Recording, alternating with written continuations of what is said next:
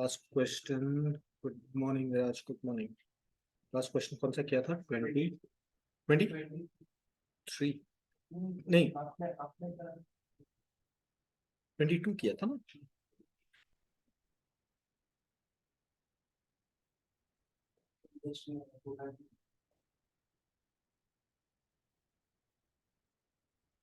हाँ, 23 भी हो गया था. इसके बाद एक टेबल लिखना बाकी टेबल लिखना बाकी था.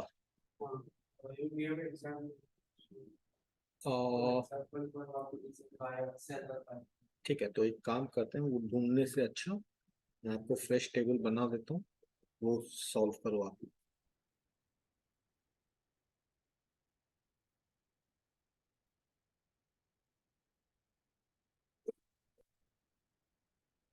हाँ, ये आई थिंक एक बैच का लिख के हो गया होगा, दूसरे का भी लिखना बाकी है. So I am just giving this.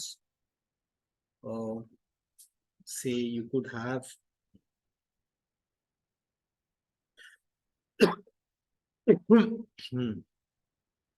Payable और receivable. Quote as per you. ठीक है. Bankers coat.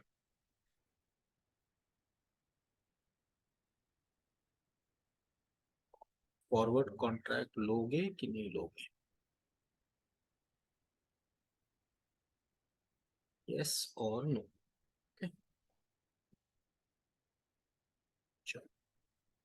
Let's say you have a 70,000 euro receivable, quote as per you. Let's say euro 1.6. Sorry, just 1 minute. Take euro $1.6. Bankers quote euro equals to $1.5. Where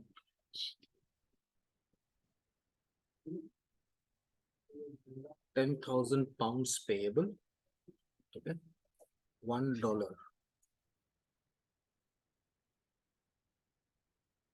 0.90 pounds. $1 equals to 0.85 pounds. Say 40,000 CHF receivable, and 1 pound, so 0.6025 CHF. 1 pound equals to 0.6080 CHF. And $70,000. $1 equals to say 1.30 euros. $1 equals to 1.8 euros. ठीक है, ये yes और no लिख देना, फिर मैं लिखता हूँ, then you can verify it.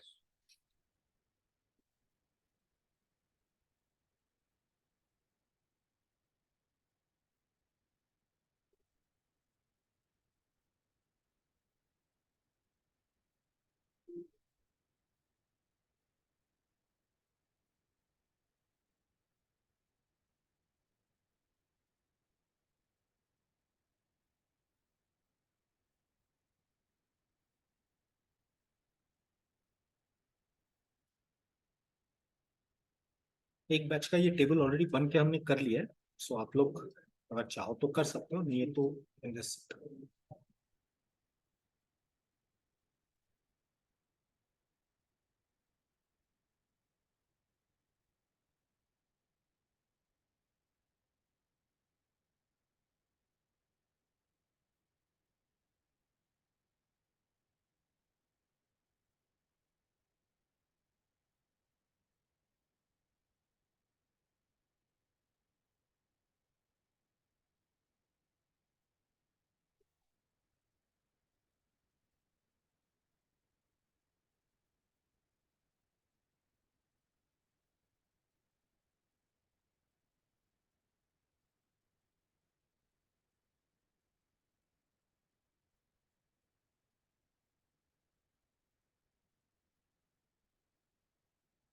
says YNNY. ऐसा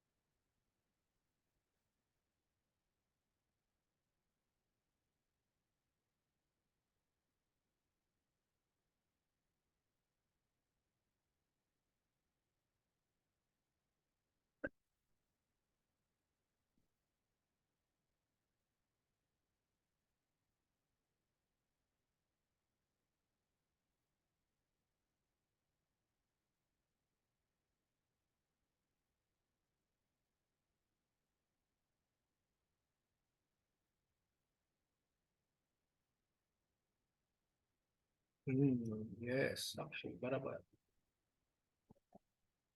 वेदांशी कैसे आया? सेकंड वाले का यस कैसे आ गया आपका? पेएबल पाउंड का है.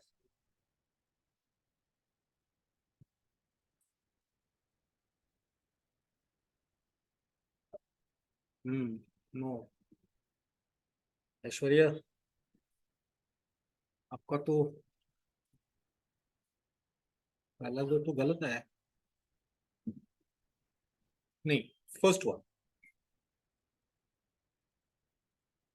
हाँ, फर्स्ट इज नो. यस.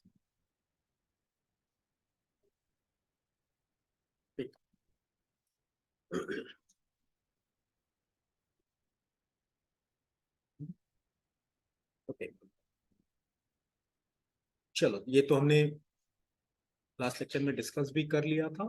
ठीक है, ये तो हमने खाली एग्जांपल लिया है. और एक मिनट हो गया इधर. हाँ हाँ, एक पीछे वो लिख रहा. हो गया. चलो, now let's move ahead with the questions.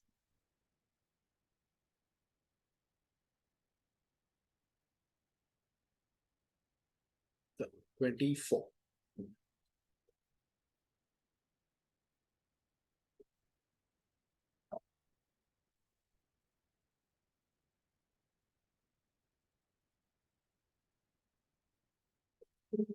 X Limited is supposed to make a payment of 1 lakh today. ये देखो क्या बोल रहा है. पेमेंट आज करने की बात है. When the spot rate is 40.42, right? 1 month forward is available at $1 equals to 39.41, and the penal interest for late payment would be 12% per annum. Company's cost of capital is 15%. You are required to advise the client whether to go for lagging or make the payment right away. Now the question is, see, what is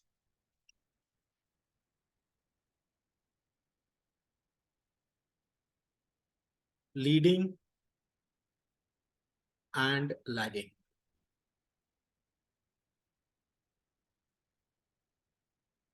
See, these are also tools for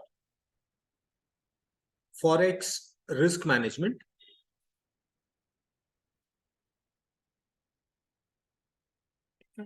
And this involves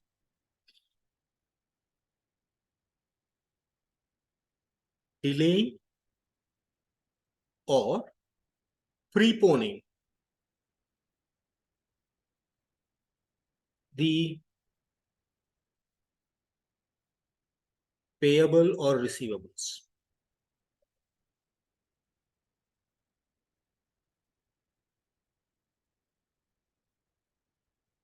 अभी देखो एक चीज है कि if you have a receivable in dollar and simultaneously you also have a payable in dollar, you are naturally hedged. You don't have to do anything to protect your Forex risk. Because when does the question of Forex risk arises? It arises the moment you start converting from one currency to another, right? Now, if you have a receivable in dollar, say 1 lakh, and you also have a payable in dollar, 1 lakh, then you receive the amount in dollars, don't convert it. Keep the way it is and use those dollars to make the payment of 1 lakh dollars. Now, in this case, whether dollar goes to 90 or whether dollar goes to 70, you don't care because you're not converting. That is why we say that importers who also export have got a natural built-in hedge working for them. They've got a natural hedge. But this will only work when the timing of the cash flow matches. That means my receivable is due today and my payable is also due maybe today or in a day or two. But what if my receivable is due in January, but my payable is due somewhere in, let's say, April or May? Then for those 3 or 4 months, I've got two choices. One, the moment I receive the dollars in January, convert it into rupees, use it for my working capital, and then in the month of July, when I have to make the payment, again convert the rupees back into dollars and make the payment. Now here there is clearly a foreign exchange risk because the rate in January and rate in July might be different. The other thing I could do is, now I'm not saying whether it's economically viable or not. All I'm saying I can do it is I receive the money in Jan in dollars and I hold it in dollars. I don't convert it. I hold it in dollars.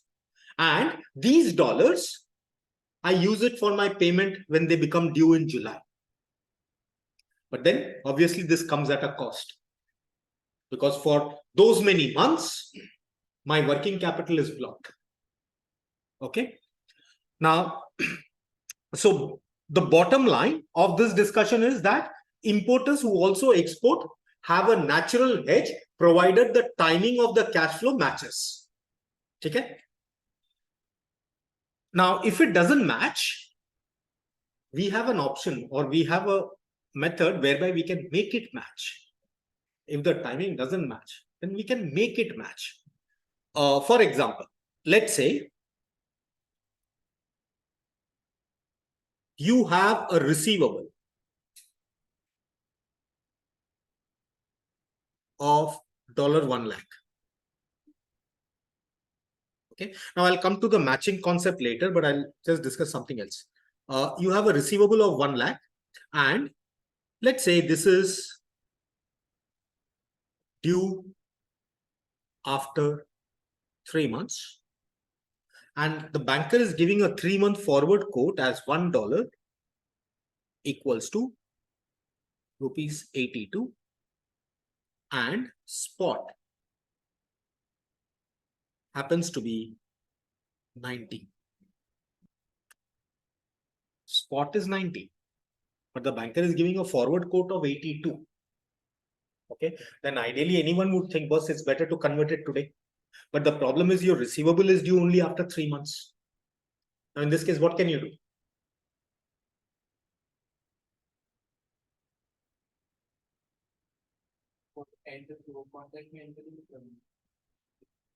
You will not enter into a forward contract. But then what if, according to you, the expected rate is 75? Then you will enter. You're all not thinking like businessman. Think like a businessman. What you are going to do is, you have a receivable after 3 months, right? You will call that guy and say, boss, you make the payment to me today. Now, obviously, that guy will ask a discount, right?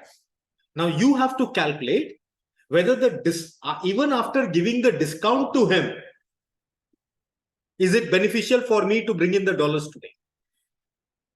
Right? Now, here, you are doing what? You are preponing the receivables. Preponing the receivables, right? Now, the same thing I could also do. See, this can work in any situation. Now, let me give you an example. Say receivable only, but now $1 is 95, but you expect that after another 3 months,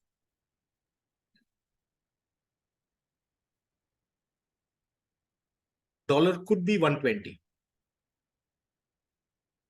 What will you do? You have a receivable after 3 months and the banker is giving a forward quote of 95, but you think that after 3 months, dollar could become 120.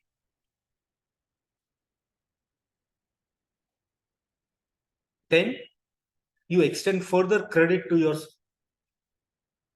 customer. You call him and you say, boss, your payment is due after 3 months. No. So if you have some kind of a financial problem, I'm willing to extend the credit for another 3 months. But of course, you will charge interest for that. You'll charge interest for that, right? But you extend them credit. So now in this case, what happens is you are earning on two fronts. One, you are charging him interest for that extended credit period of time.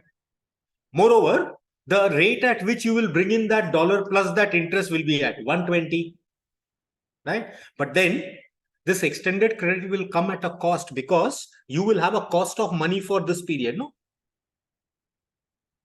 Right? So you've got to measure the benefits vis-a-vis the cost and see whether this is worth your while, right?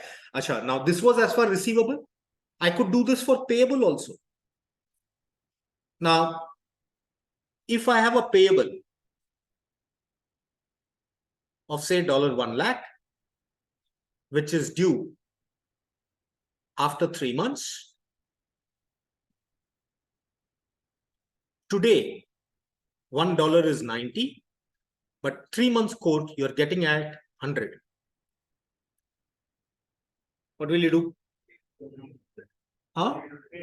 Pay today. But then remember, when you're paying today, you'll ask for discount. Right? So at one point, you have a cost because the outflow which was supposed to happen after 3 months, you're actually making it today. So your working capital is getting blocked. But on the other hand, you have some savings. Savings by way of what? One is by way of exchange rate, right? And the other is discount. Now, here again, what I have done is I have preponed the payment. And similarly, if it suits my favor, I will postpone the payment. Now, this preponing and postponing is what we call as leading and lagging. So leading essentially means preponing.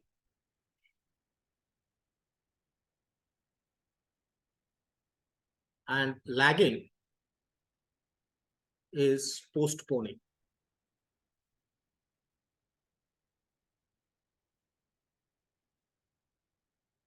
And the objective of preponing and postponing is simple: managing the forex risk.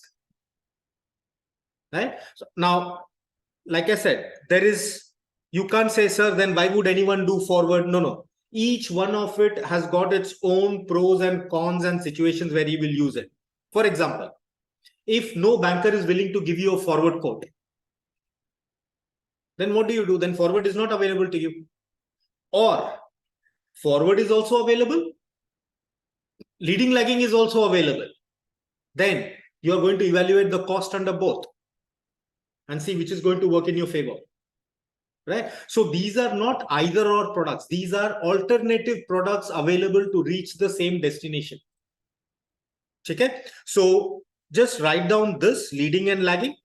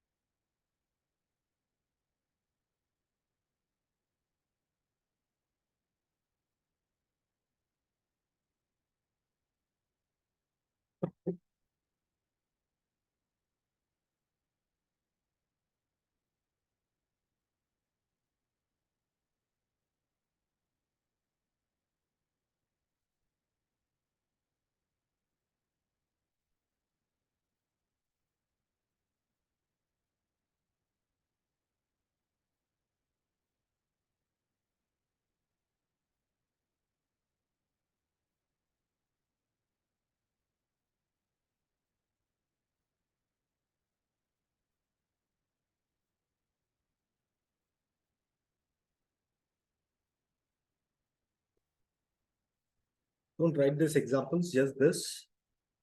And नीचे जो मैंने लिखा है वो लिख लिया बताता हूँ.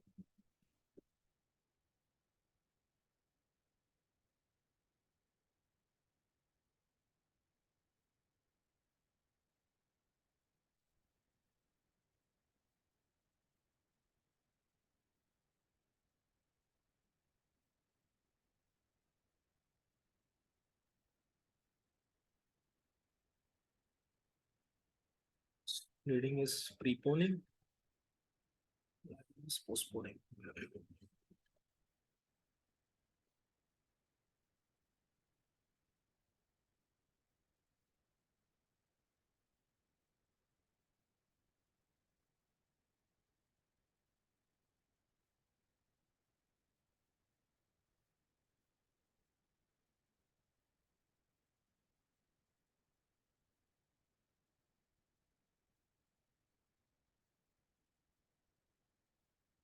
Okay, sure. Now let's look at this problem. X Limited is supposed to make the payment of $1 lakh today. So the payment is due today. When the spot rate is 40.42 and 1 month forward is available at $1 equals to 39.41 and the penal interest for late payment is 12%, company's cost of capital is 15. You are required to advise the client whether to go for lagging or to make the payment right away. So you are essentially going to evaluate two choices. A,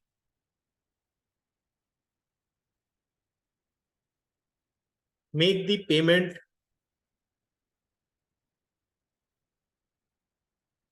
today.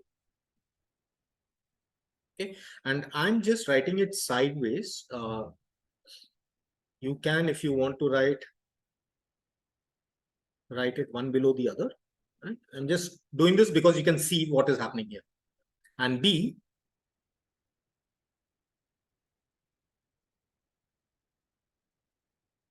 lag the payment.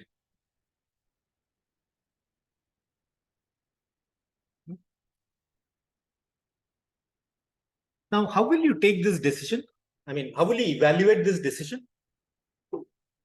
You have a choice of making the payment today or make the payment after 1 month. You calculate the rupee outflow if we make the payment today. And calculate the rupee outflow if you lag the payment after 1 month. Of course, after considering all the impact costs. Right? Okay. So if I make the payment today, okay, what is my rupee outflow? See, I have to make a payment of $1 lakh, and if I make it today, at what rate will it happen? 42. Rupee outflow at $1 equals to rupees 42. That will be rupees 42 lakhs.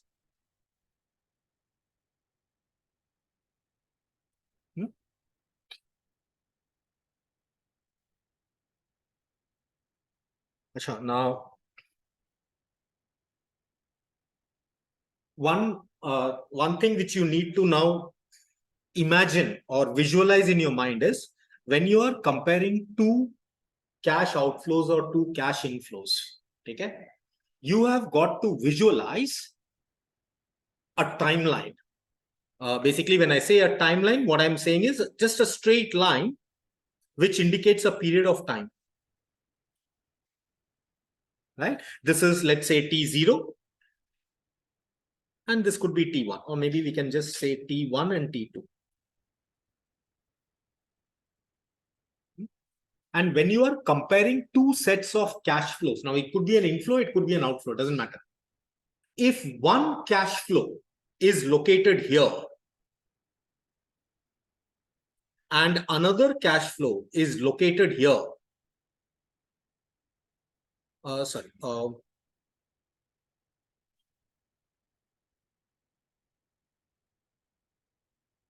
then understand these two cash flows are not comparable because they are at different points in time. Right? So how do you make them comparable? Okay. Now see, by default, all of you set present value. And again, like I said, this is what education does to us. Let me ask you another question. Let's say you are looking to take a flat on rent. Okay, there's one flat A, flat B. Okay, flat A wala says you have to pay me a security deposit of 10 lakhs, but you pay me 80,000 rupees rent. Right? And flat B says no security deposit, but you pay me 1 lakh rupee rent.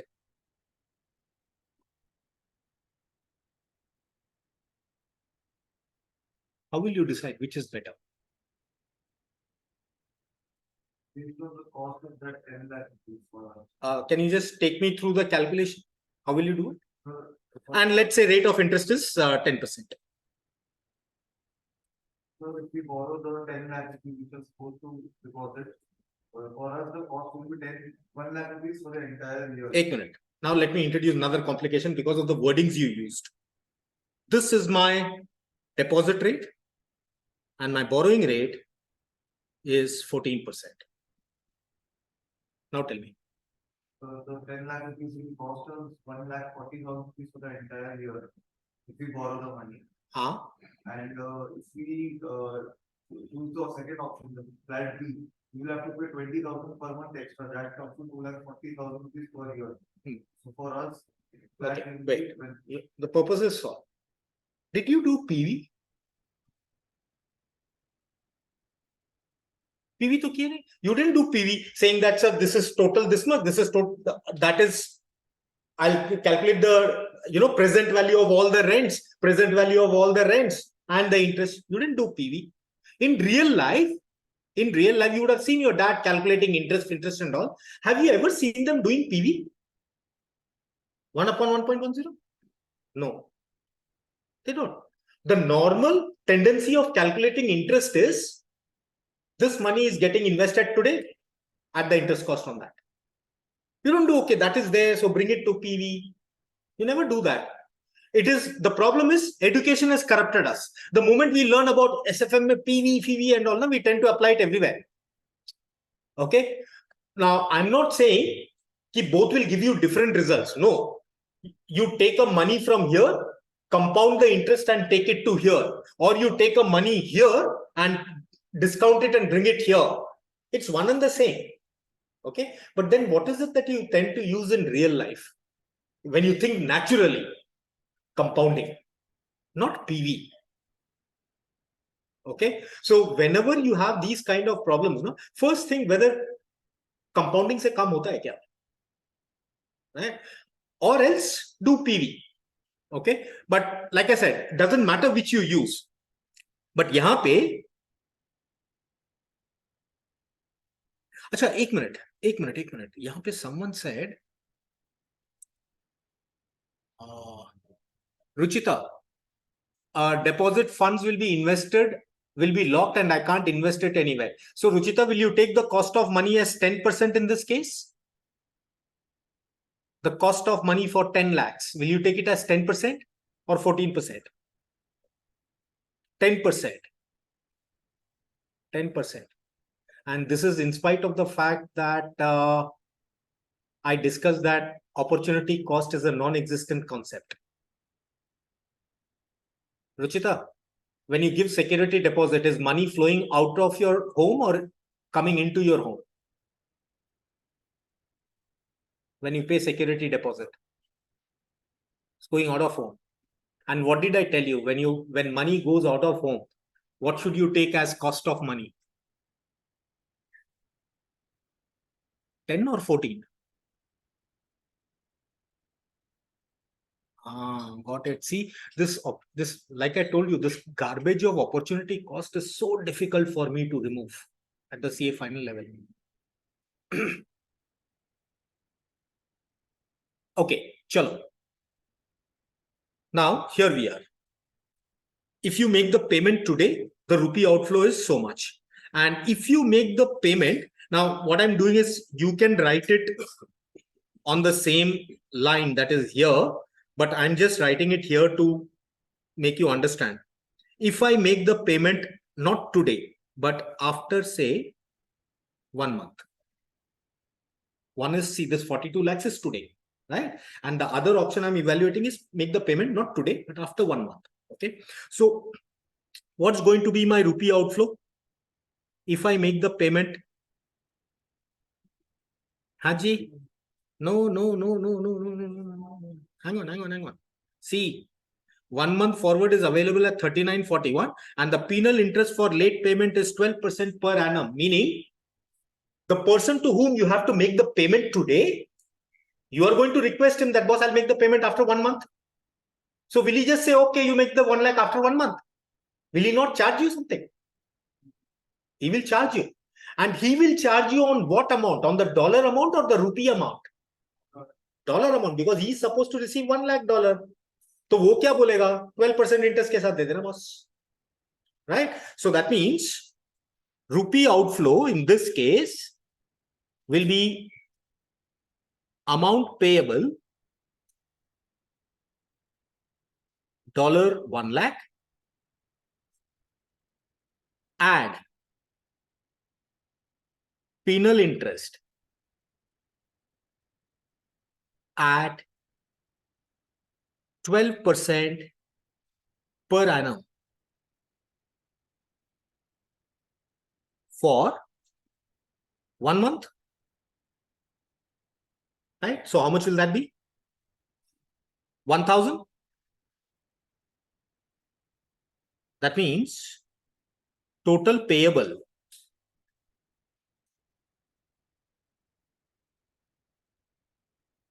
$1 lakh 1,000, and this 1 lakh 1,000 is payable after 1 month, right? So what will be the rupee outflow? Therefore, rupee outflow at $1 equals to, now what is the 1 month forward rate? 41. That is rupees 41 lakh 41,000. Okay. Now, can you compare this 42 lakhs with 41,000 and take a decision? No, because remember, 42 lakh is the cash flow at this point in time, whereas 41 lakh is the cash flow at this point in time. Right? They're not comparable. So how would you make it comparable?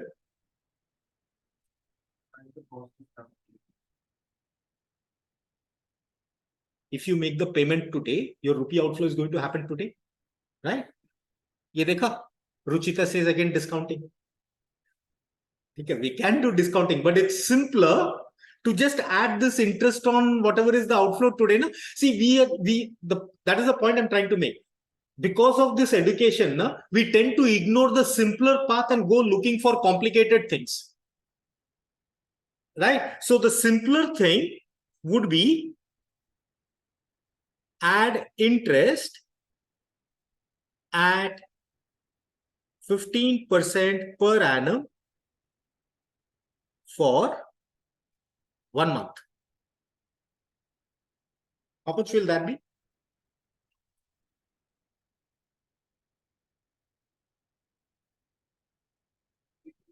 Huh? 52? 52,500 rupees.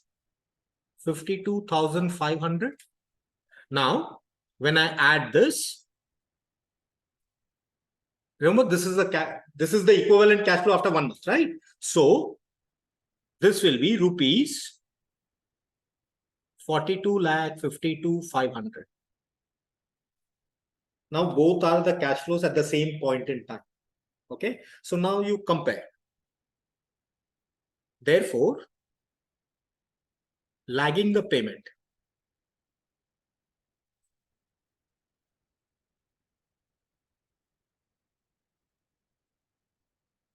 is beneficial as it results in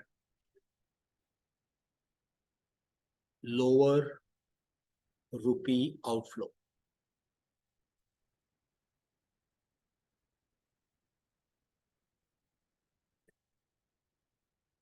Now, ये तो ठीक है, to make you understand, I've done both side by sides. In the exam, you'll have to make one, preferable to make it one below the other.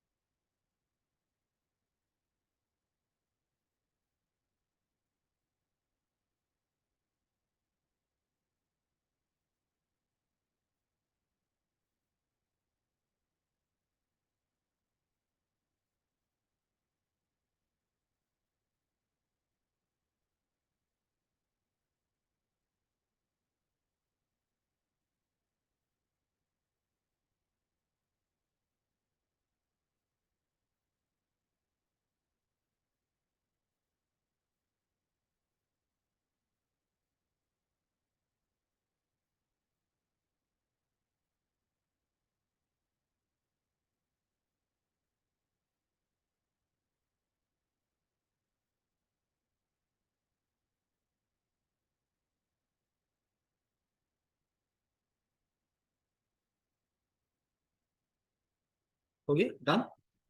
Online, everyone?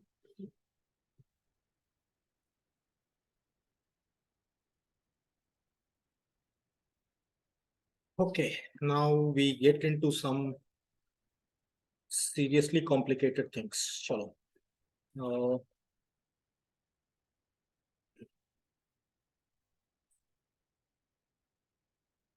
Huh?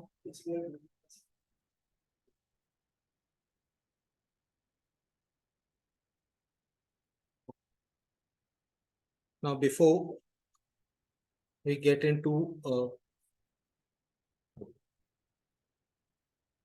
complicated thing, see, let us, if I told you that money was available, see, the rate of interest in Chennai is 10% and the rate of interest in Mumbai is 15%. What will you do? Borrow in Chennai and invest in Mumbai. Right? Will you ever do it the other way around? Borrow at Mumbai at 15% and invest in Chennai at 10%. That doesn't make sense, right? And the decision is very easy to make. 10, 15. Obviously, borrow from here and invest here. But when it comes to Forex, things are not going to be that simple. Means in Forex, you will see that we may borrow at 15% and invest it at 10% and still make money. How? Yeah, because here another extra element comes in of foreign exchange. right? So when it comes to foreign exchange, the identification of where to borrow and where to invest is not something that can be just done visually. Like in case of Chennai and Mumbai, I give you two rates, 10, 15. You can just look at the rates and tell them, you must borrow from here and invest it here. But when it comes to Forex, 10, 15 in front of your eyes, you still have to do calculations and then decide where to invest. That is one. Okay? Now, we'll keep this in mind. Now, the next concept that we are going to learn, or the next technique of hedging that we are going to learn, is what we call as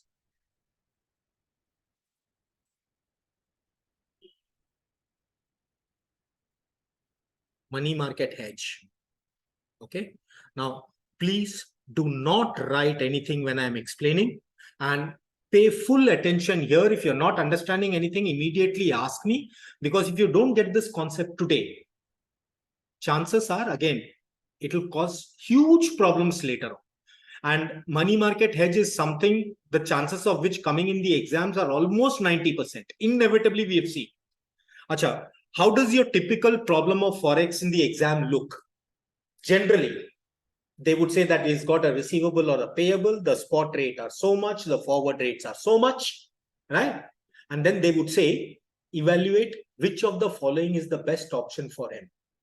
Forward contracts, leading, lagging, money market hedge, futures.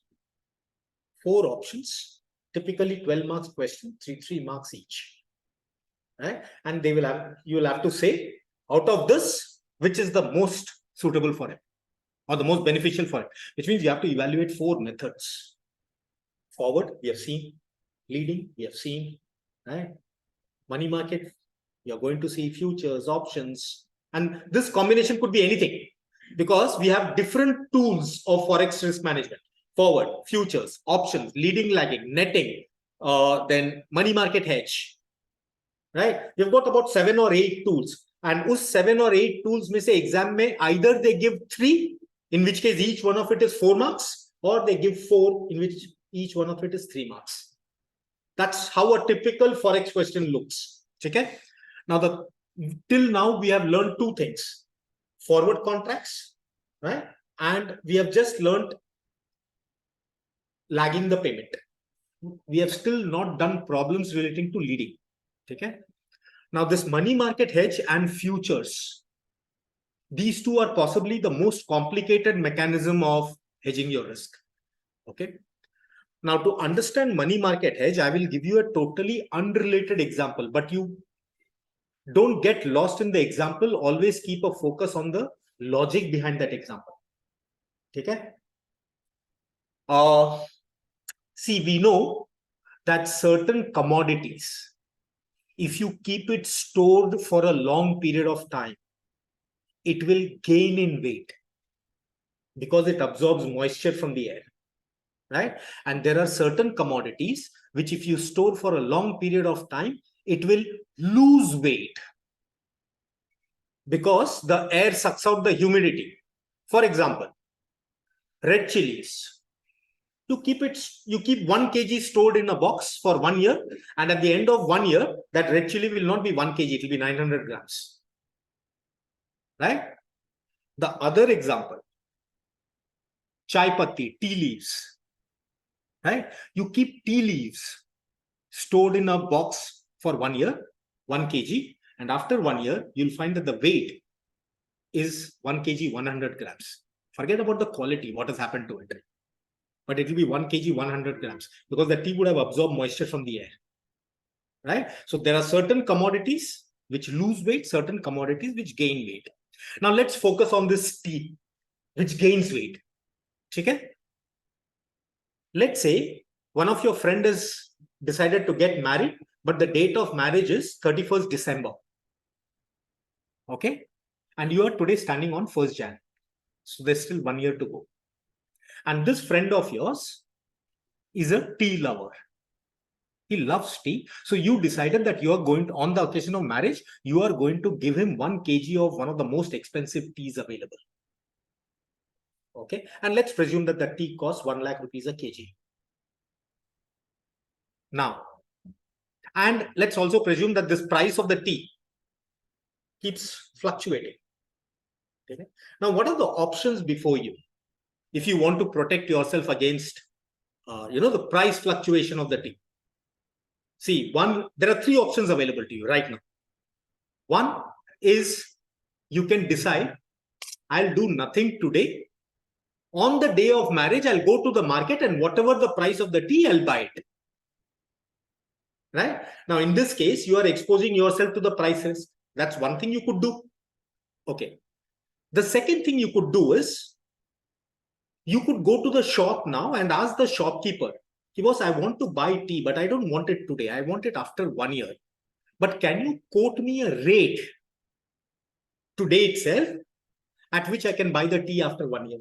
Essentially, you are asking the shopkeeper to give you a forward quote. Right? Let's say the shopkeeper is enterprising. Chalu dukandar hai. He will give you a quote. He'll say, boss, take it at 1,20,000. I'll give it to you. That's the second thing you could do. What is the third thing you could do? Buy it today. You could buy the tea today, keep it with you. Now remember, the advantage of buying the tea today is that you lock in the price. Because once you buy it, then whether the price goes up or down, you hardly care. Right? But now this leads to other complications. The first complication is, how much tea will you buy today in terms of quantity? Will you buy more than 1 lakh, 1 lakh, or less than 1 lakh? Knowing that tea gains in weight over a period of time. Less than 1 lakh, right? So now let us presume that you buy, or maybe I'll be a little more exact. Let us say tea gains 10% in weight. Tea gains 10% in weight. So how many grams will you buy today? The present value of 1 kg at 10%, right? So not 910 actually, 909.9. Yes, actually. No, it's not 9.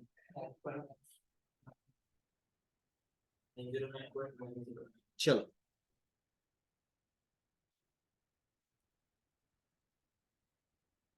This much tea you will buy. And let us say the tea is quoting at 1,10,000 per kg today. 1,10,000 rupees per kg today. So how much rupees will you have to shell out today to buy 909.1 grams?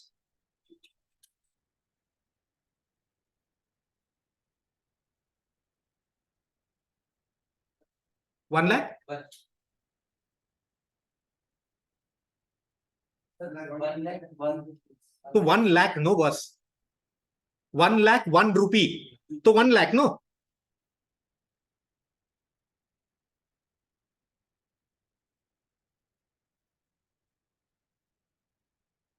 You will spend 1 lakh rupees today and get the chai. Store the tea in a dabba, right? And at the end of 1 year, that dabba quantity would have automatically become 1 kg, right? Okay. Now comes the day of marriage, right? And you are standing in the queue to gift this box. Okay. Now you are standing and I'm standing right behind you. And I ask you, what's this dabba which you're holding in hand, no? What has it cost you? What will you tell me?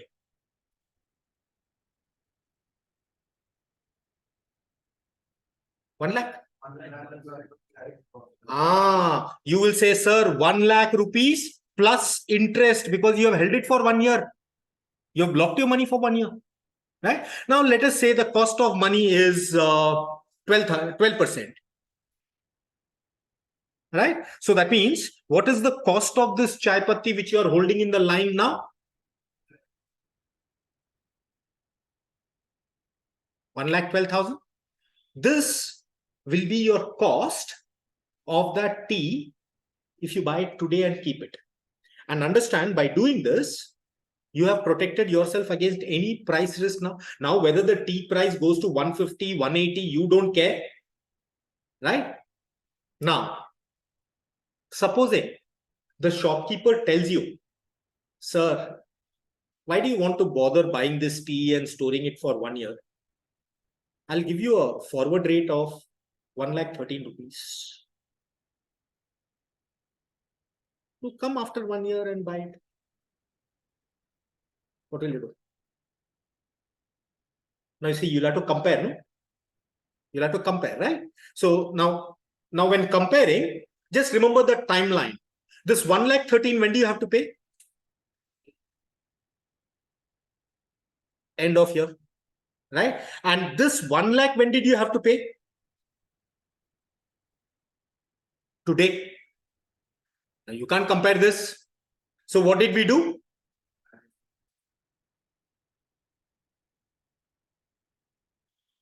And we compared this, right? Now this, you know, is 1,12,000. And the shopkeeper is saying 1,13,000.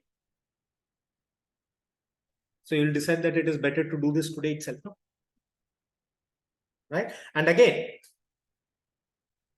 now I'll convert this whole example into currencies, because now currencies, there is some other complication going to come in. This, even though we use some sophisticated term like money market hedge, understand this is something that happens possibly in every family in India, everywhere else also. For example, let us say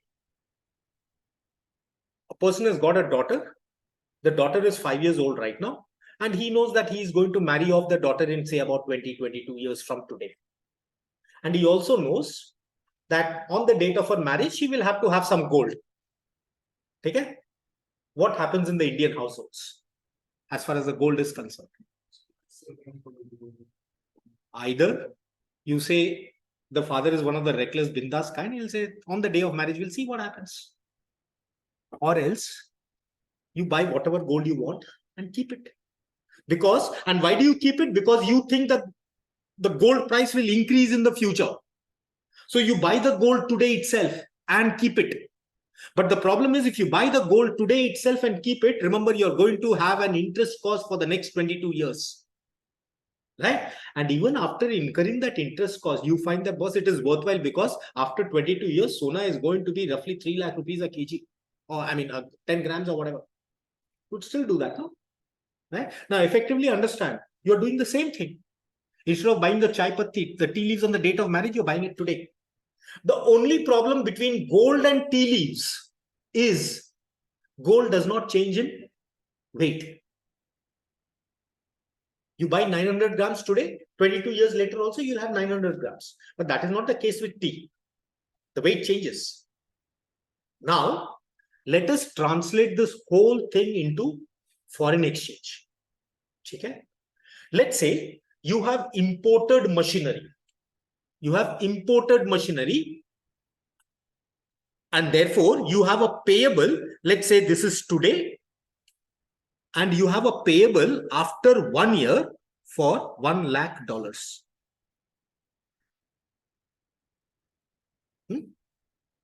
Now, 3 options. 1, do nothing today. Right? This option is what we call as do not hedge. Okay, fine. Second is enter into a forward contract with the bank. Third is, remember, you know that you are going to require $1 lakh after 1 year. Right? Now, let me let's take some data regarding interest rates. Let me just take this out.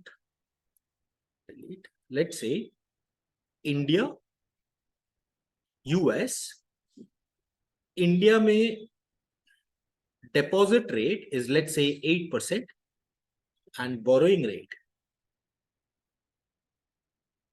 is 12%, and US, the deposit rate is 3% and the borrowing rate is, let us say, 7%. You need $1 lakh after 1 year.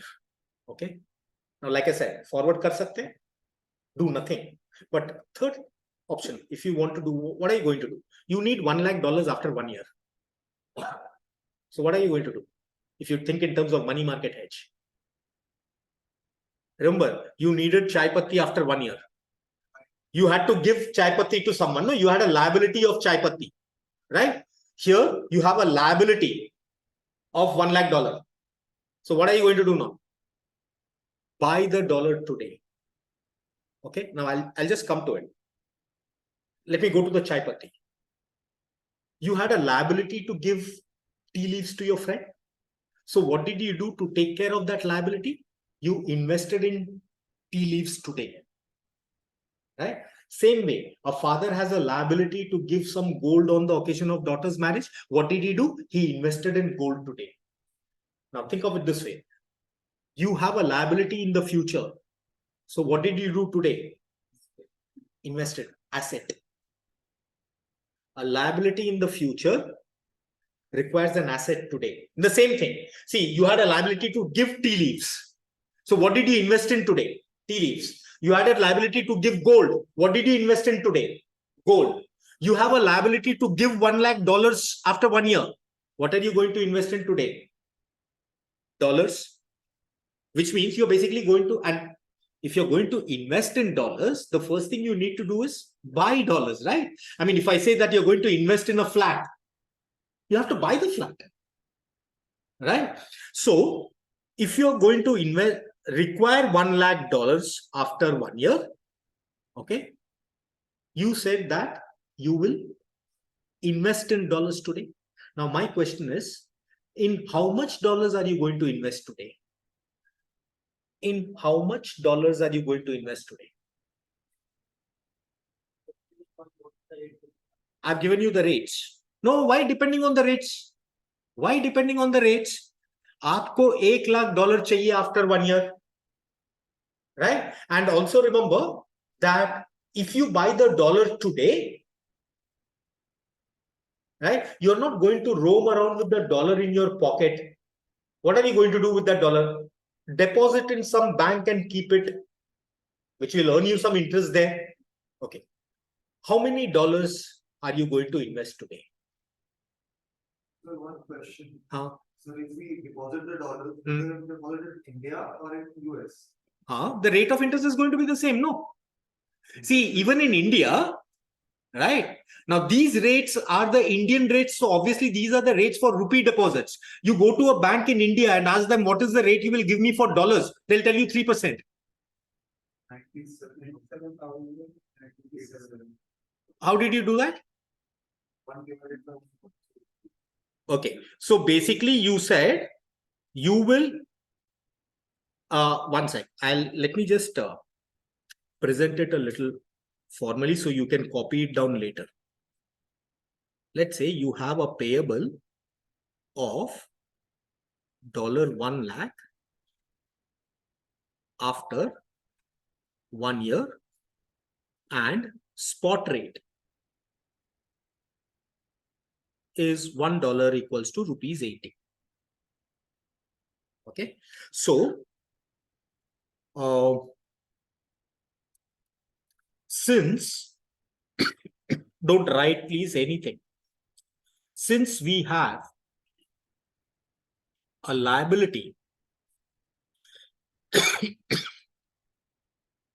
in dollars,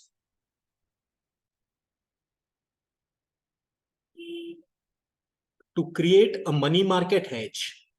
Achha, this money market hedge is also MMH, money market hedge. It's also referred to as MMH. Okay? Since we have a liability in dollars, to create a money market hedge,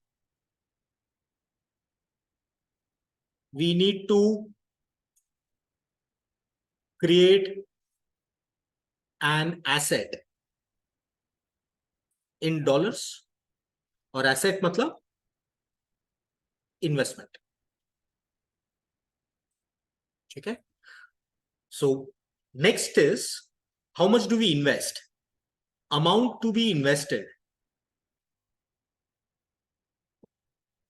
is present value of $1 lakh at 3% per annum for 1 year. And understand, the rate of interest is very easy to identify. are you creating a deposit or are you borrowing money? You're creating a deposit. So deposit with the rate of interest will be the deposit rate of dollars. Okay. So how much is this coming to? 90?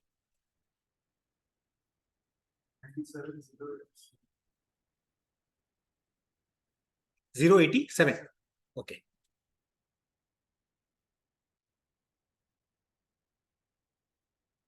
एक minute, ये सब 92,953 सब कैसे आ रहा है ये?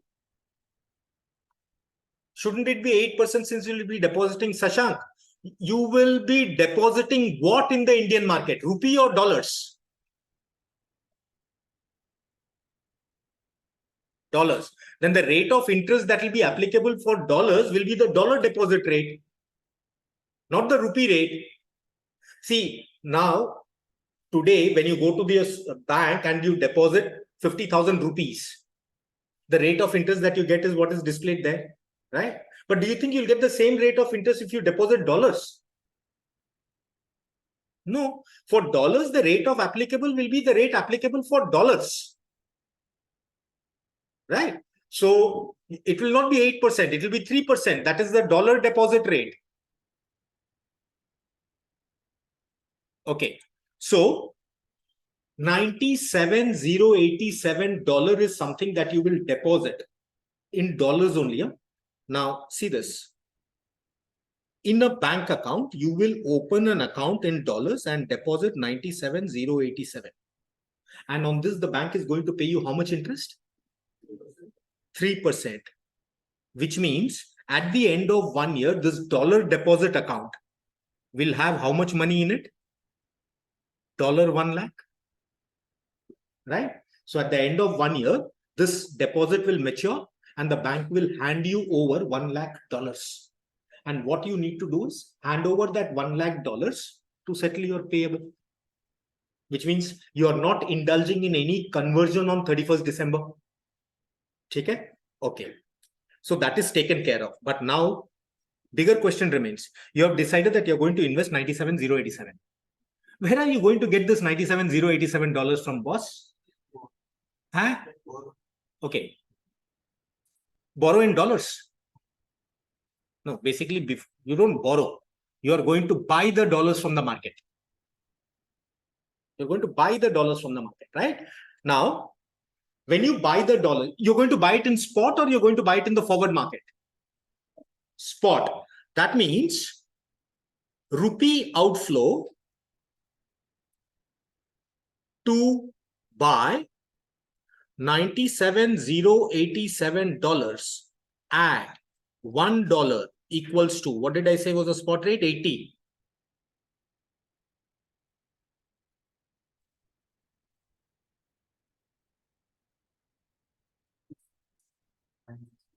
$77. 66. Rupees. Okay. Now just imagine that this import was a machinery of yours. Okay. Now, when I ask you at the end of 1 year, was how much did this machine cost you in terms of rupees? Will you tell me 77, 66, 960, or are you going to add interest? Because remember the 77, 60, normally the payable was on 31st December, but you spent this rupee outflow today itself. So you're going to add interest on this. Okay. Now, what rate? 12%. Why?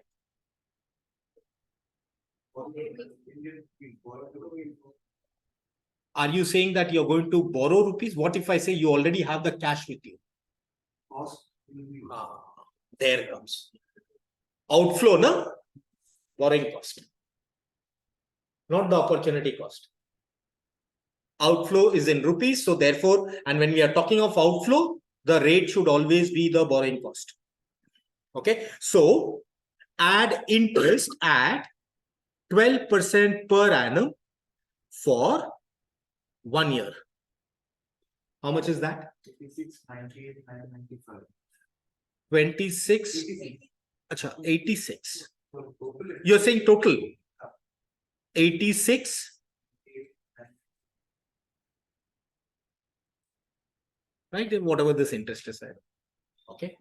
Now, if you had asked the banker for a forward quote and the banker had given you a quote of 87 rupees, would you opt for the banker's quote or would you opt for this? And if the banker had given you 85, then forward quote. This is what we call as a money market hedge. Now, of course, I have shown you the example for payable. Right? I will show you the example for receivable also. But have you all got the underlying logic behind this? Right? What I want you to do is, I want you to take this example of a payable. Right? Don't think about receivable right now. I'll give you an example and we'll discuss it.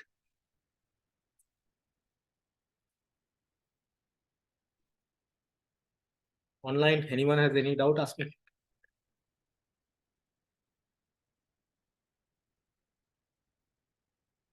Don't need this.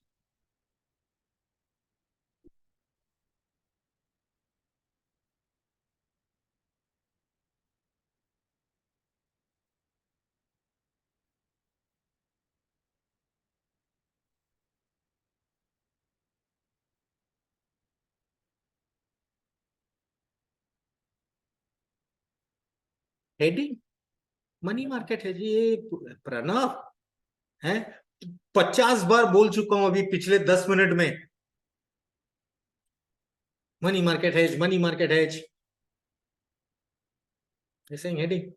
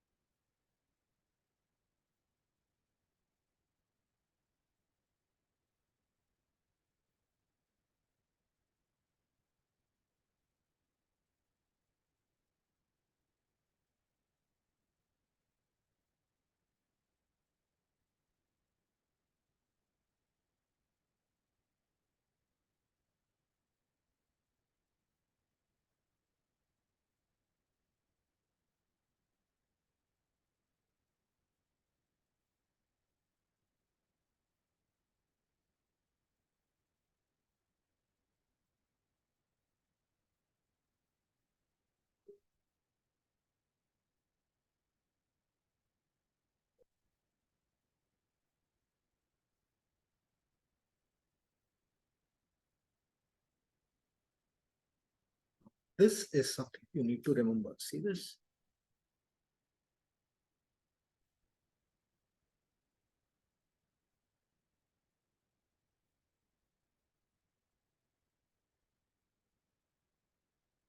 Sonal, if the forward rate was given, I said, then you will make a comparison. Whether to go for forward contract or whether to go for money market hedge.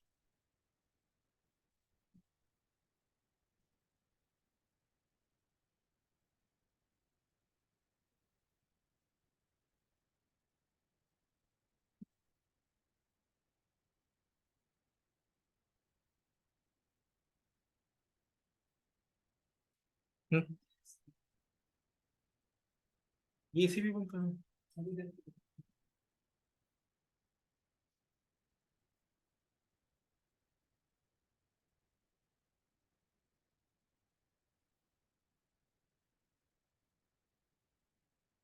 This is what we call as total rupee outflow under money market hedge.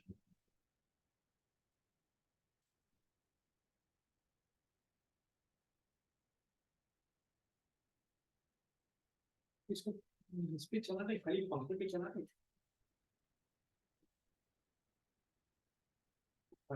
खाली पंखे पे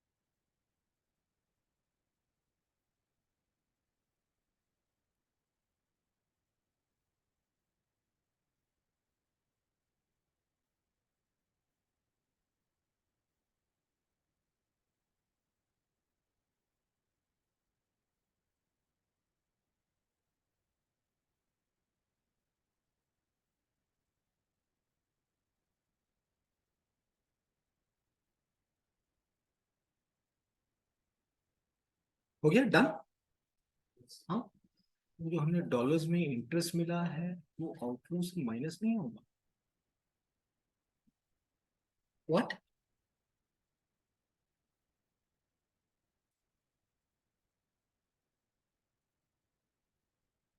Pranav says वो जो dollars में हमें interest मिला है वो आउटफ्लो में से माइनस नहीं होगा क्या? What will you tell this? He's saying, sir, whatever interest you earned on dollar, you please reduce that.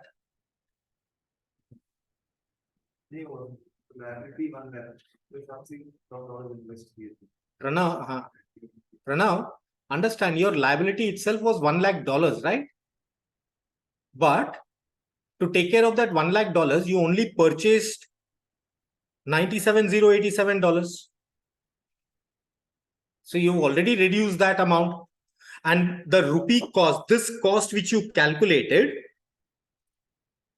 was not for $1 lakh, it was only for 97,087. So you already reduced the cost, no?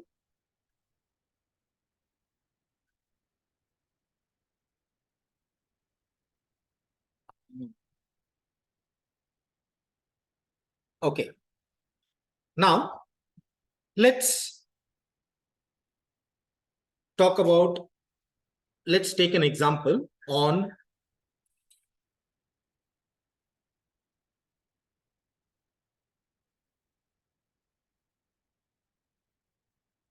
receivable. Okay. Now, remember in the earlier case, you had a payable. So finally, what is it that you were calculating? Rupee outflow. And when you have a receivable, you're going to be calculating the rupee inflow, right? So now, okay, 1 minute. Before I give you an example, let us discuss this. Suppose I have got a $1 lakh. No, let me give you another example. Easier to understand. Let's say 1 year before your CA final exam, right? Your dad comes and tells you, beta, if you pass the CA final exam in one shot, I'll give you $1 lakh, right? But not now. After 1 year, when the results come out. Okay. So that means effectively you've got a receivable from your dad, 1 lakh. Okay. Now let's say there is a Amazon offer going on the latest iPhone where the phone is available at a very cheap cost. and you know that this is once in a lifetime opportunity, you won't get it again. Okay, but that offer is available now. So you go to your dad and you say, Dad, you're supposed to give me 1 lakh after 1 year. No, so give it to me now. He said, nothing doing. Now, what would you do? You want to buy that phone. And you have a receivable of 1 lakh. You know you can afford that phone. But the problem is that you need the phone today, but that receivable is due after 1 year. Yes, borrow. Now, what you can do is you can approach a friend of yours and you say, boss, can you give me money for 1 year? Now, your friend will ask, boss, after 1 year, where are you going to repay it to me? So he'll say, boss, after 1 year, look, my dad has given it to me in writing. No, he'll give me 1 lakh. So you just go to my dad and collect that 1 lakh. Right? Now, how much rupees will you borrow from that friend of yours? 1 lakh rupees? Less than 1 lakh? More than 1 lakh? Huh? Less than 1 lakh. Why less than 1 lakh? Interest cost, yeah. Why less than 1 lakh? Okay. How much money will you have? Will you receive from your dad at the end of 1 year? 1 lakh. That means the total amount of money that you can pay back to your friend is only 1 lakh. And that 1 lakh will be principal plus interest. Principal plus interest, whatever you need to pay to your friend must be equal to 1 lakh. Right? So how much will you borrow from your friend today? Present value of 1 lakh. Okay? Now, let us say 10% interest is what your friend charges. Right? So how much will you borrow from your friend today? 9910. Right? And let us presume that the iPhone is available at 9910. Right? So you borrow from your friend at 9910, buy the phone. Okay? Now, at the end of 1 year, right, your friend will come and ask you how much? 1 lakh. You will point him out to your dad and he says, "Wo aadmi khada hai na?" Go to him and take that 1 lakh and go away. Okay. Now let us presume, now let us translate everything into dollars.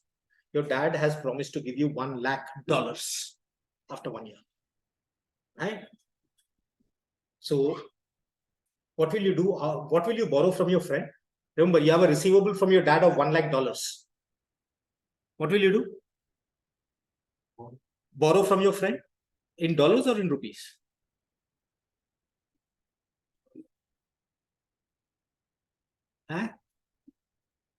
Rupees उससे dollar में ही लोगे ना. You will borrow in dollars so that you create a liability in dollars, and this liability along with interest will be offset by that receivable at the end of 1 year. Right? Okay. Let us say you borrow $9910 from your friend. What are you going to do with the dollar? I mean, your friend has given you 9910. What are you going to do with that dollar now? Deposit. Invest. Om says invest. Om, invest in what? Invest the dollars or invest convert the dollars into rupees and invest the rupees? Om says dollar. See, this is what. Okay. If you have forget this example. If you have a receivable after 1 year, right? You are an exporter. What will be your ultimate objective? To convert it into rupees and get it home, no? Right? ओम, तुम अगर किसी से dollar बोरो करोगे और dollar में ही invest कर दोगे, what is the point? The whole idea of doing this is you have a receivable after 1 year, right? Somehow make the receivable mature today, right? And your ultimate objective is to get rupees, right? So now imagine this. You have a receivable of $1 lakh. So what you do is you borrow from a friend of yours $9,910. This is a friend, $9,910. Now remember, he's going to charge you interest on this, 10%, which means at the end of 1 year, you will have a liability to repay your friend $1 lakh, right? But on the same day, you're going to have a receivable from your dad, $1 lakh.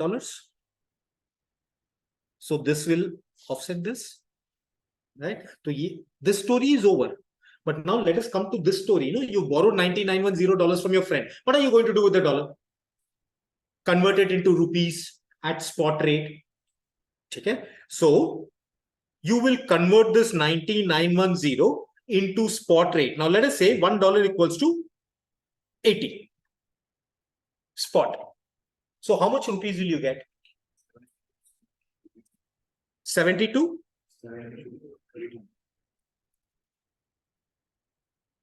This many rupees you got against this transaction?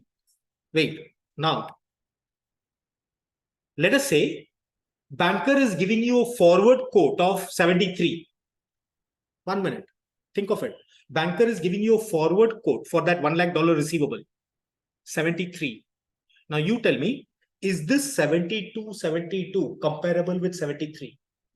Why not? Because this 72 is at today's point of time. 73 is after 1 year. Right? Okay. So that means you need to do what? Add interest. Okay.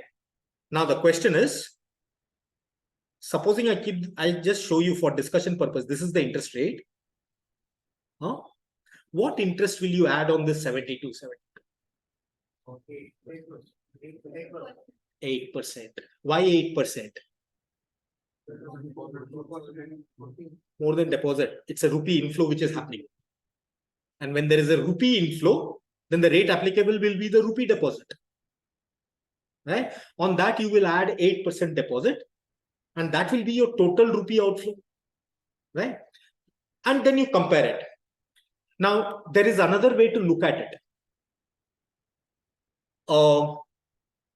When you borrow from your friend and convert it into rupees, you're effectively getting the rupees today.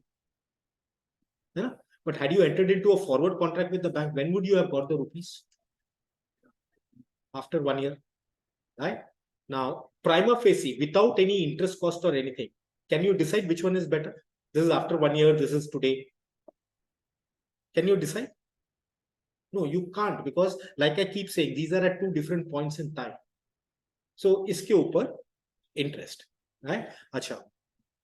As a businessman, exporter, what is your ultimate objective? To get rupees from this export consignment. Okay. Now you have two objectives. You have two alternatives. One, you enter into a forward contract, in which case you will get the rupees only after 1 year. The other is take this mechanism where you get the rupee today. Right? And obviously, if you're receiving the money early, you would obviously earn something on that. So you add the interest, whichever way you look at it. Okay.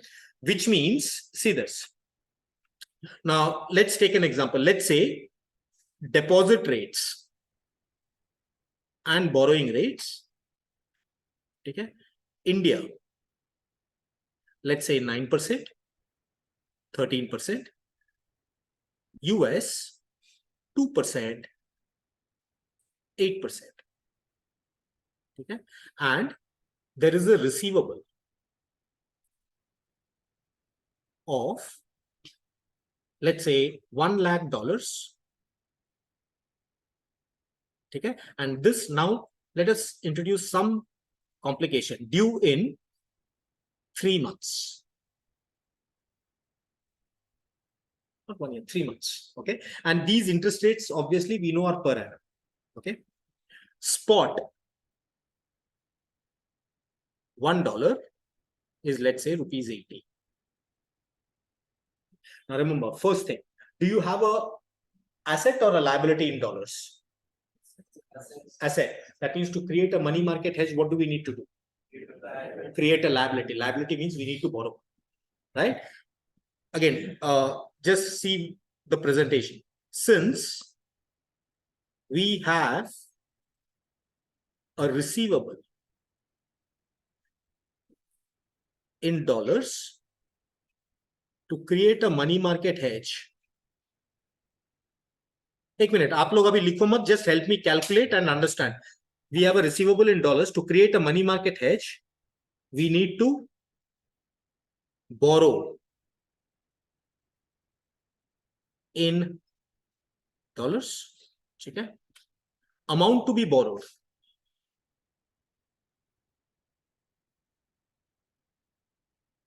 will be present value of $1 lakh at what rate? 8% per annum for 3 months. कितना होता है? 98,039.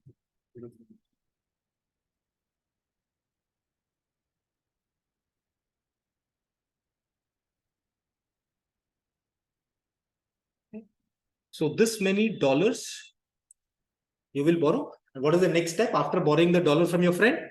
Convert it into rupees, because that's your final objective. Rupee inflow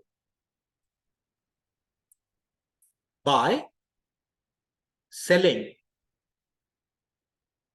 $98,039 spot at $1 equals to rupees 80. How much? I'm sorry, 70? 8,43,020. Now, ideally, this rupees you would have got at the end of 1 year only, but now you're getting this rupees now. So on this, you will have to add interest. Add interest. At what rate?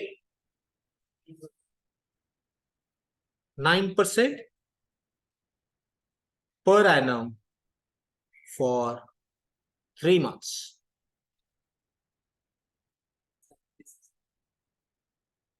4? 7. Therefore, total rupee outflow, rupee inflow under money market hedge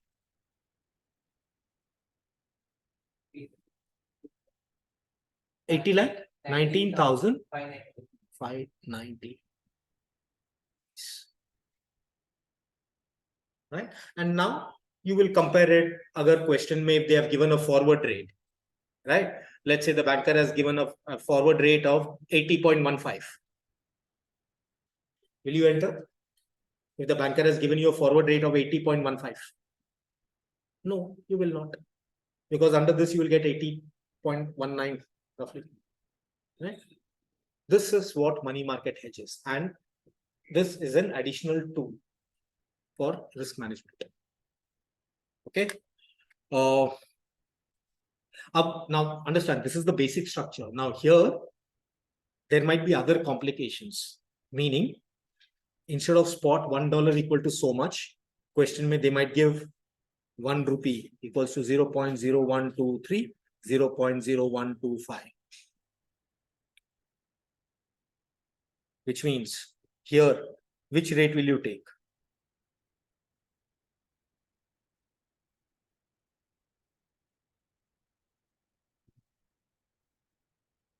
If the quote was given like this, say, 1 divided by 1 minute. Why 1 divided by? I never told you to change the quote. हाँ, तो कौन सा लोगे?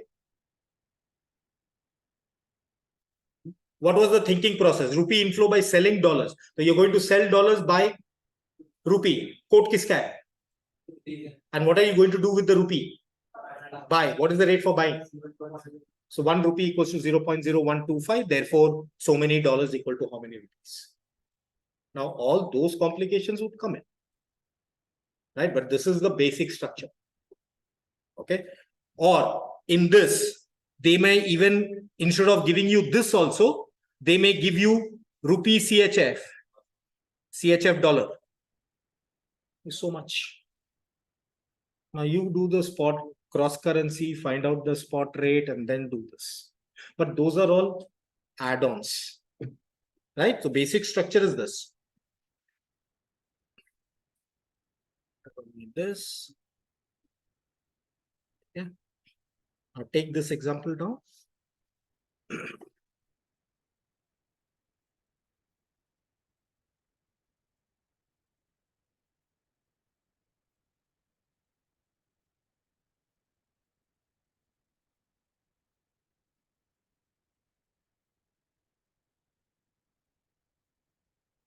And this is the standard presentation, boss. So henceforth,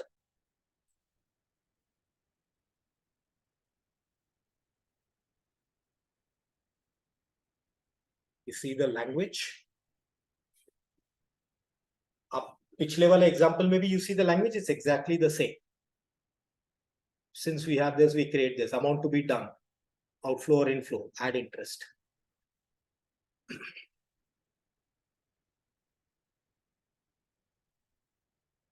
sir हाँ बोलो.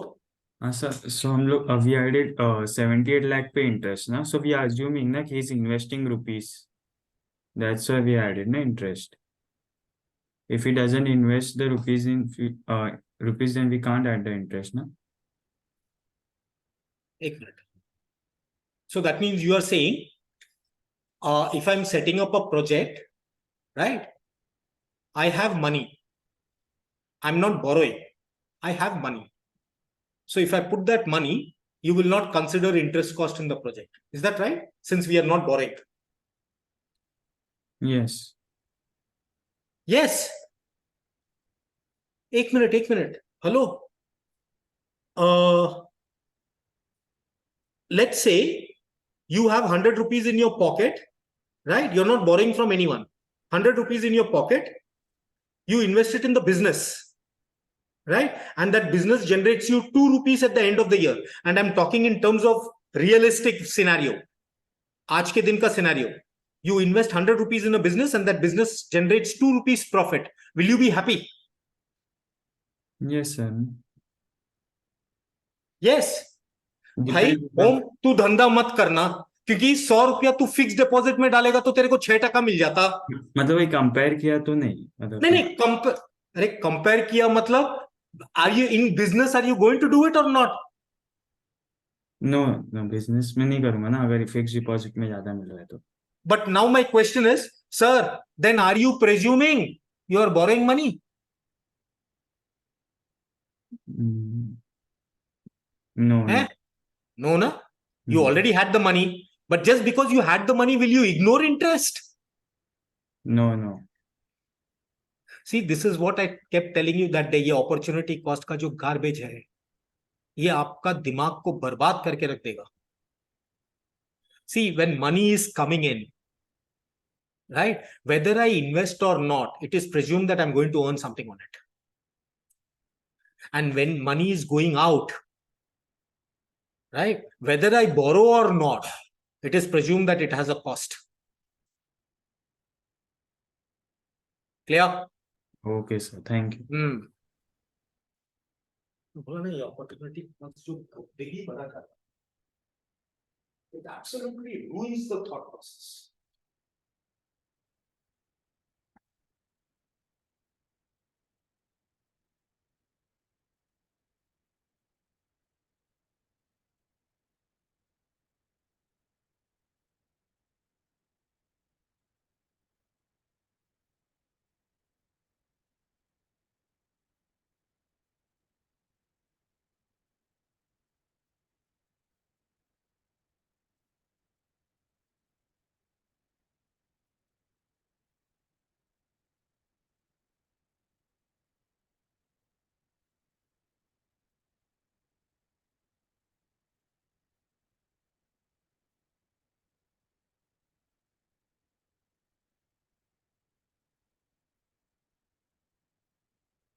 And in all these problems, as usual,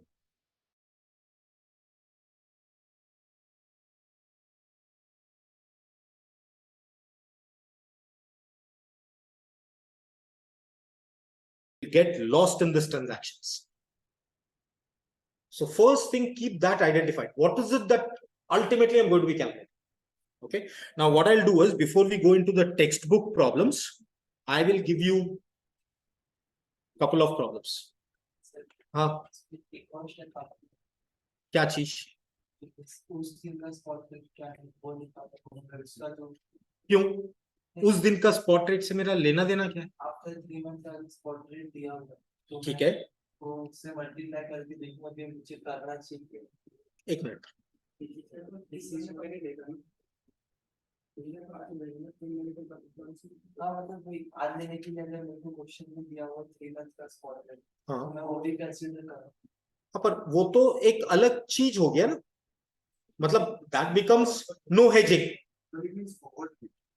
No, he means the expected spot rate at the end of 3 months, right?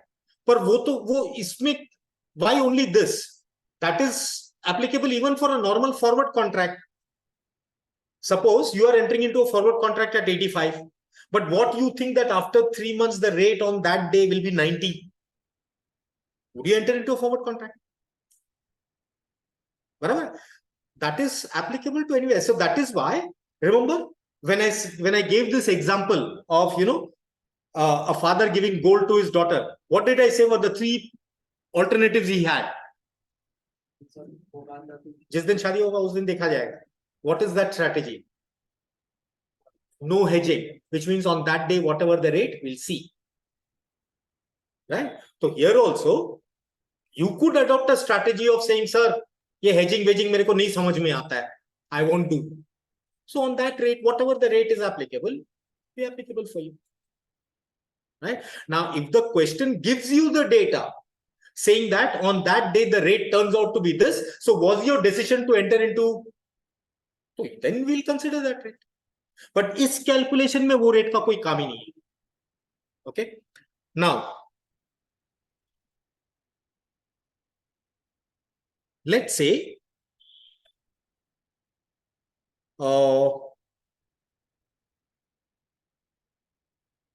you are a UK based exporter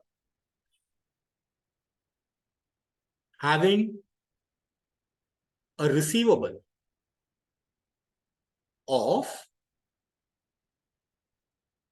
50,000 pounds, okay, which is due in 6 months' time.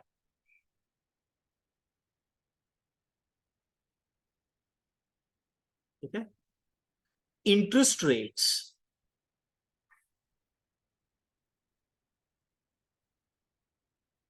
are UK, US, deposit. Pounds भी dollars, because UK based. हाँ, sorry, UK based, हाँ, my bad. Dollars. Okay, deposits. UK is, let's say, 3%, 7%, 2%, 5%.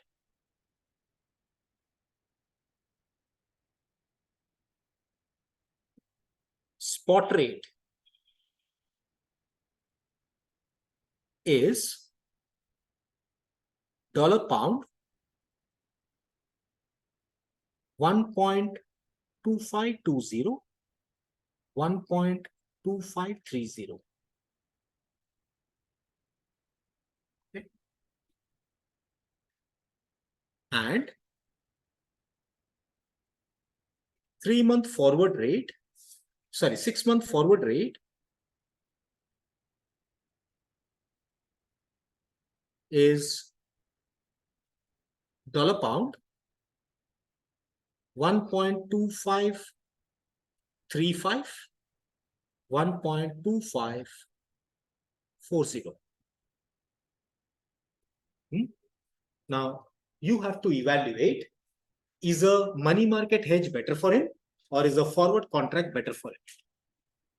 करिए, forward or money market, कौन सा?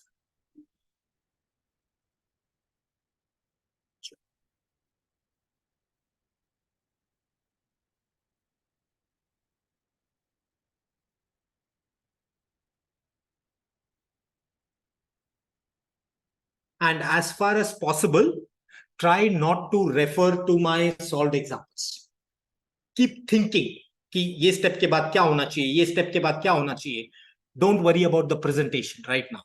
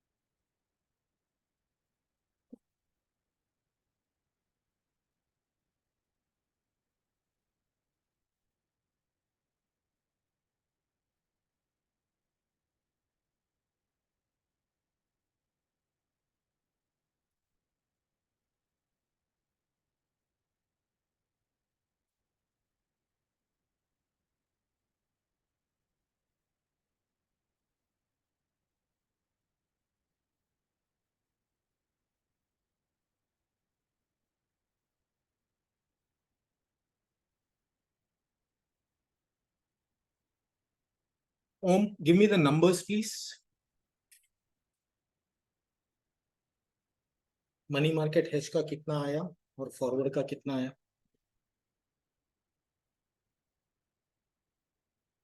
है? क्या है तेरा money market hedge? money market hedges 4010 pounds. एक मिनट, यहाँ पे सब अलग अलग दे रहे हैं. एक मिनट. हाँ,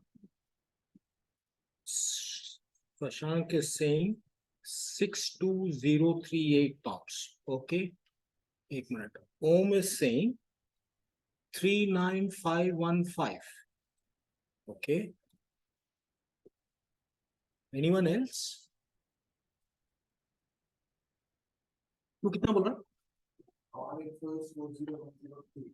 40102. यहाँ पे एक और जवाब आया है. Sonal says 48780. 39546. Okay. Vishaka says 62038 pounds. Okay. हाँ, अलग ही है. अलग ही बताओ.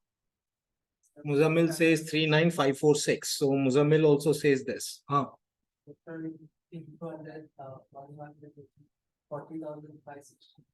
40,000? 561. Okay. Neha says 62038. Okay.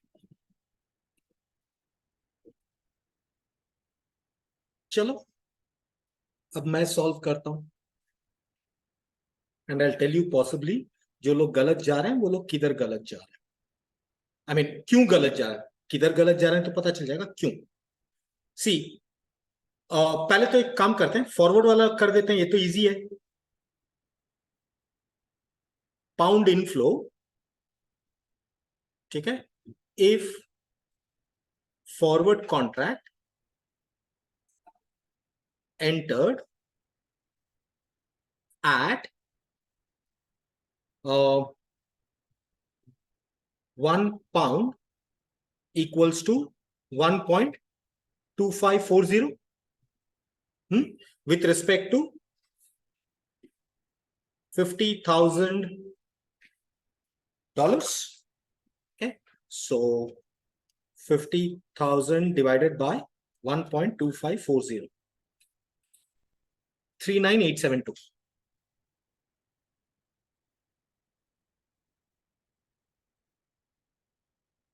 ठीक है, ये तो फॉरवर्ड हो गया.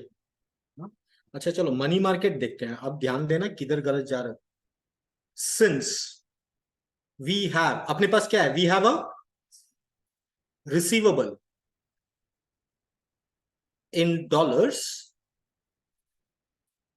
To create money market hedge, we need to do what?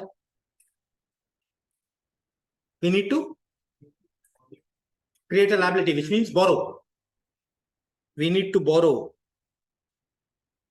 in dollars. Okay. What will be the amount to be borrowed? Amount of dollars to be borrowed.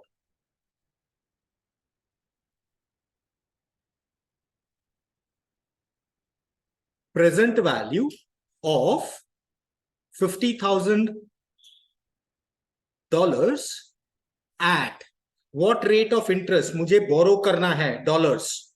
हाँ, 5%. 5% per annum for कितना months? 6 months. That is 1.025, 1 divided by into 50,000. $48,780.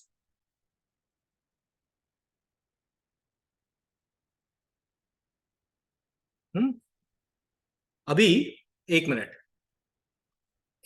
हम यहाँ पे. सोनल, आपने बस यहां आके problem रोक दिया है जी.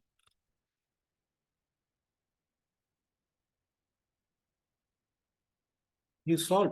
तो 48,780 कहां से आया? मैंने asked the answer for MMH. तो 48,780 आपने क्यों आंसर दिया? That is not the correct, that's not the final answer. Remember आपके हाथ में अभी क्या है, राइट नाउ आपके हाथ में क्या है, डॉलर्स। आपको फाइनली चाहिए क्या, तो आप ये डॉलर्स बेचोगे। Okay, pound inflow by selling dollar 48,780 spot at, pound बेचना है, आई मीन डॉलर बेचना है स्पॉट में 1.2530।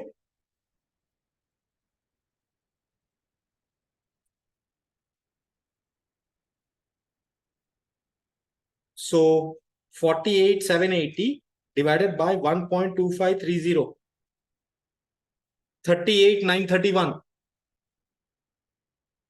38,931 पाउंड्स। ठीक है, वैसे तो ये पाउंड्स आपके पास कब आने वाले थे, 6 महीने के बाद, लेकिन अब ये पाउंड्स आज आ गए, तो इस पे आप क्या करोगे, इंटरेस्ट क्या रेट पे, 3%. Deposit rate 3%, add interest at 3% per annum for 6 months.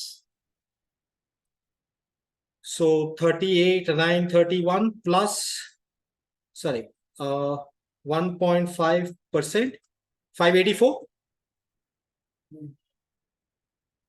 pounds total pound inflow.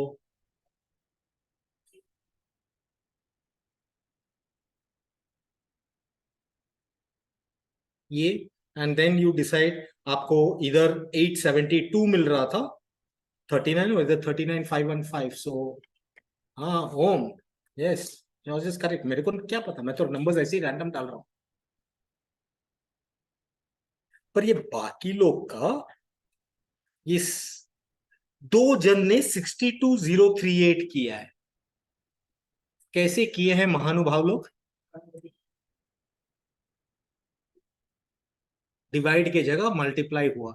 अब बताओ किसको दोषी ठहराओगे, श्रीनी सर ने गलत पढ़ाया कि आप लोग केयरलेस हो, प्रैक्टिस नहीं कर रहे हो, हैं? मल्टीप्लाई की जगह डिवाइड, डिवाइड की जगह मल्टीप्लाई। अच्छा ये 4102 कैसे आया, हाँ हाँ हाँ कैसे आया, हाँ अच्छा, you had solve, you got 39,515 pounds, okay सुन, अच्छा आपने पीवी का फिगर दिया। अरे लेकिन मैं जब जो फिगर मांग रहा हूँ वो दो ना, वरना मैं तो गलत ही बोल दूंगा। I was asking for the final answer and you are giving me the PV. हाँ हाँ हाँ। अरे नहीं नहीं सॉरी, नहीं जैसे,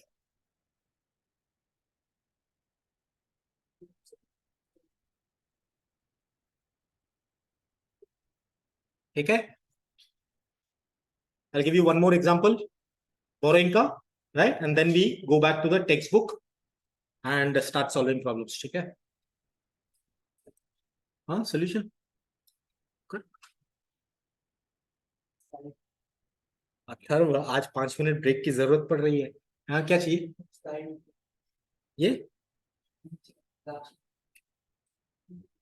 ये वाला, चल देता हूँ अथर्व, रुक।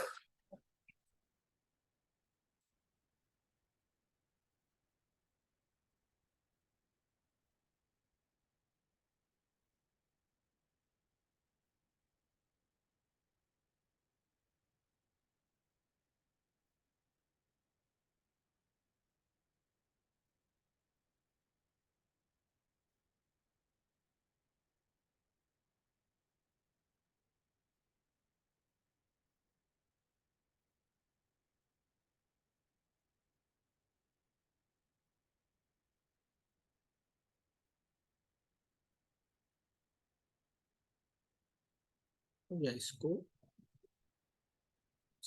Let me just see whether ये विजिबल है कि नहीं। सॉरी, वन वन मिनट, गलत हो गया, विजिबल हो गया। अच्छा चलो, अभी एक और example,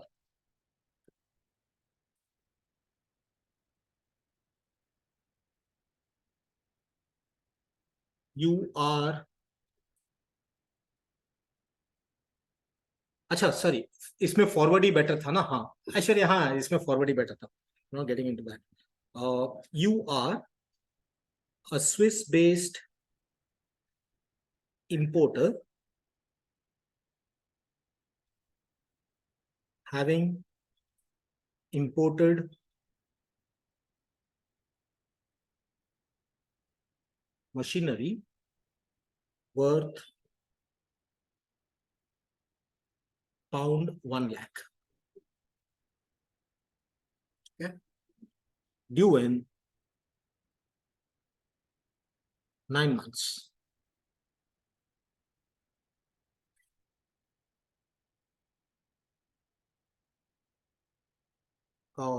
Interest rates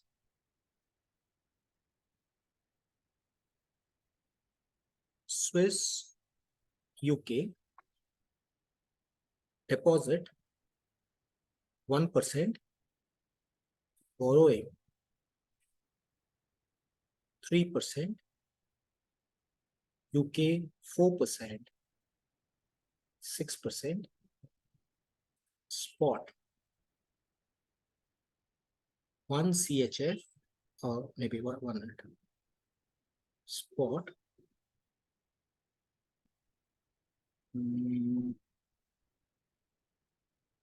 pound CHF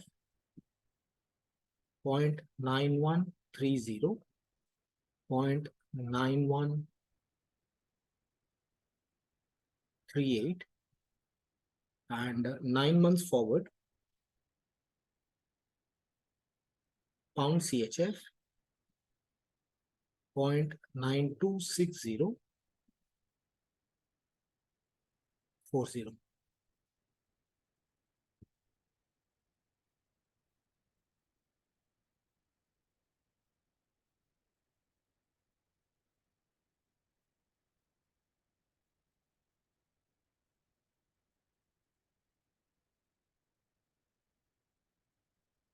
forward और ये दोनों इवेल्युएट करके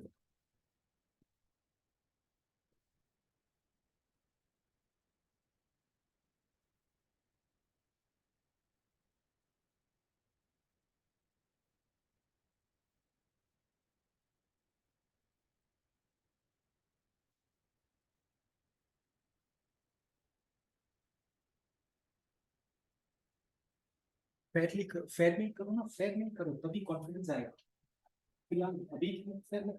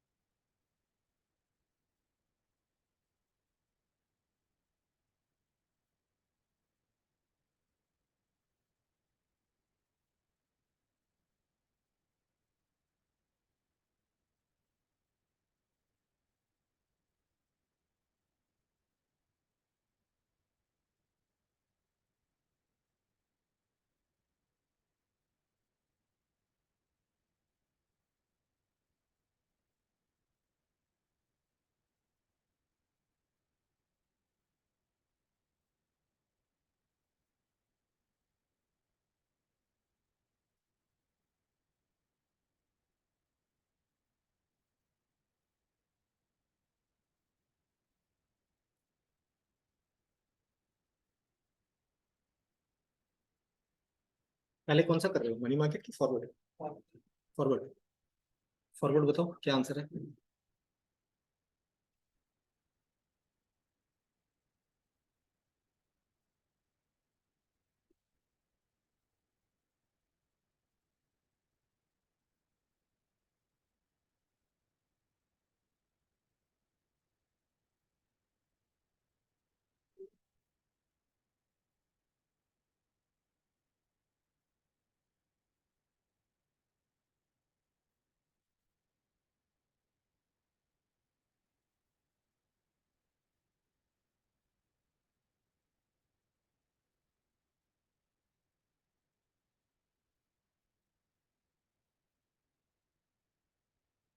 फॉरवर्ड, फॉरवर्ड कितना है ये आ रहा है क्या?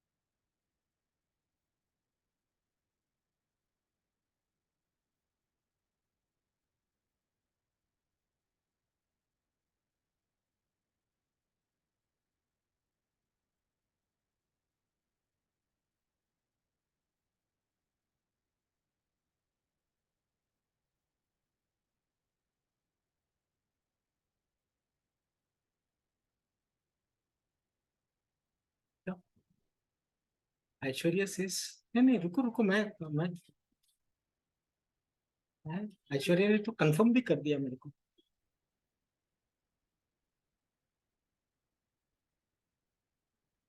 कि यही है answer.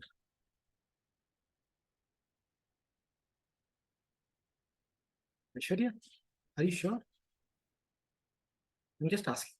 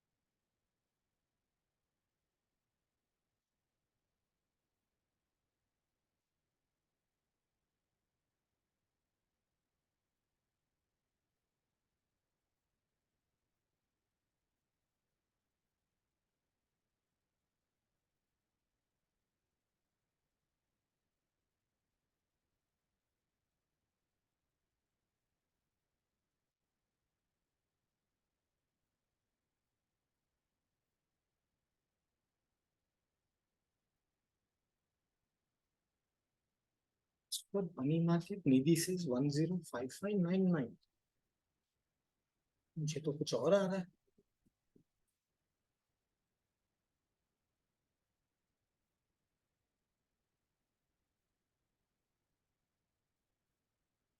Maybe I'm getting a different answer.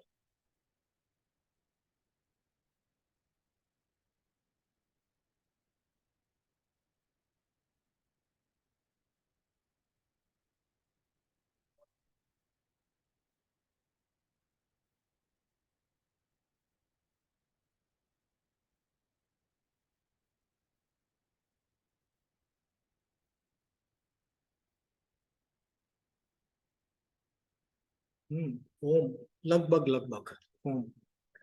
I mean मेरे और थोड़े तुम्हारे आंसर में थोड़ा सा फर्क है तो शायद राउंडिंग ऑफ के लिए होगा।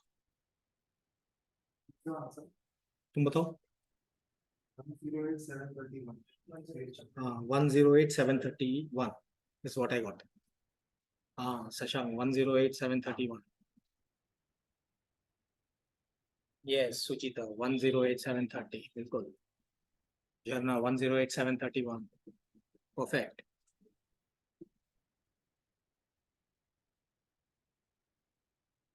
चलो फॉरवर्ड तो मैं सॉल्व नहीं कर रहा हूँ। Money market again I am solving it in short. See अपना क्या है पाउंड में लायबिलिटी है राइट। तो मनी मार्केट इस हेज करने के लिए हमको क्या करना पड़ेगा? Invest in pounds. ठीक है और पाउंड्स में हम कितना इन्वेस्ट करेंगे? PV of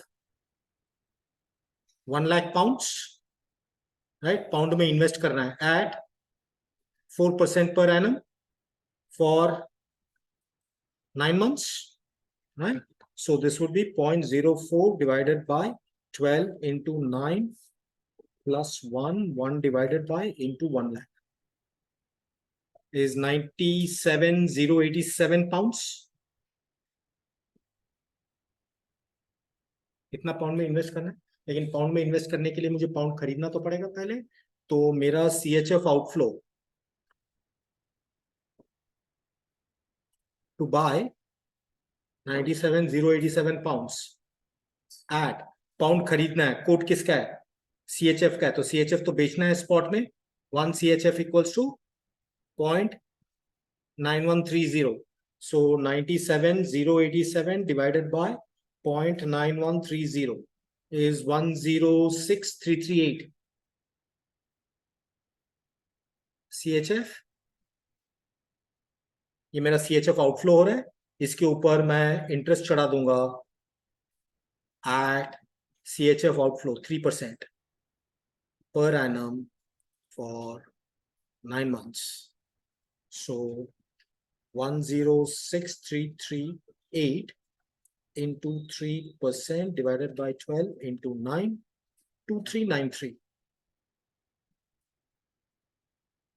CHF. So total outflow 106,338 plus 2393 108,731 CHF, right? So obviously मेरा forward is better, resulting in lower outflow. Wrong code. यही तो है.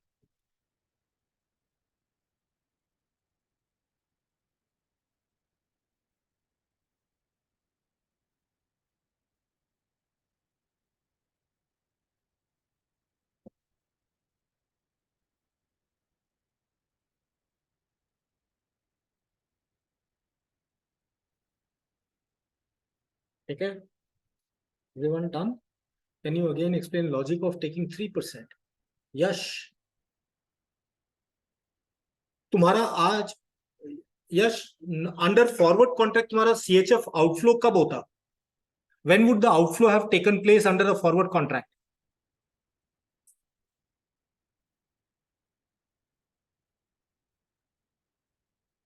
Yash, when would the outflow have taken place under the forward contract?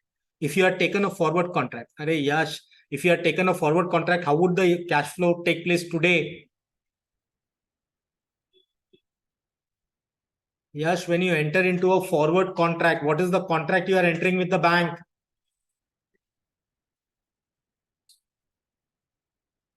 Yash, mic on karo please. Yes sir. हाँ, अरे तुम bank के साथ forward contract enter करते हो तो क्या मतलब वो फॉरवर्ड कॉन्ट्रैक्ट में ट्रांजैक्शन आज होता है कि 3 महीने के बाद होता है? हाँ 3 महीने के बाद.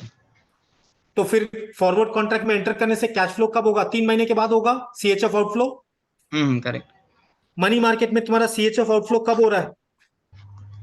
आज. आज. तो इंटरेस्ट चढ़ाना पड़ेगा ना उसके ऊपर. हाँ करेक्ट. तो CHF आउटफ्लो के ऊपर इंटरेस्ट कितना % चढ़ाओगे?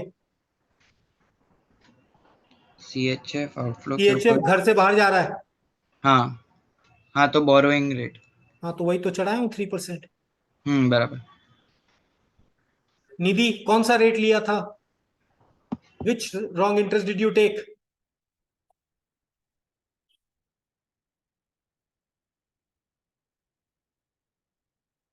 %1 instead of 3%. And Nidhi, why did you take 1%? See, the word that you should focus attention is this word.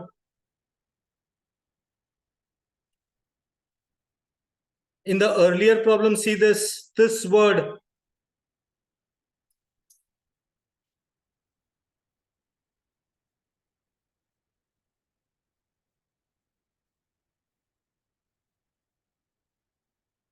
Okay, chalo, 5 minutes and then we'll start doing problems from the textbook. What's the time? 9:15. Chalo, let's be back by 9:20. Just 5 minutes.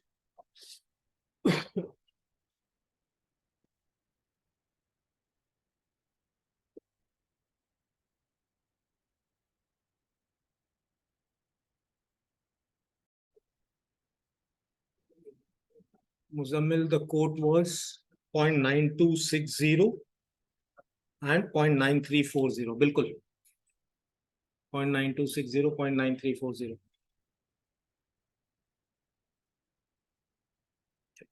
Sure. Now let's go to 24 हो गया था, 25. Sure.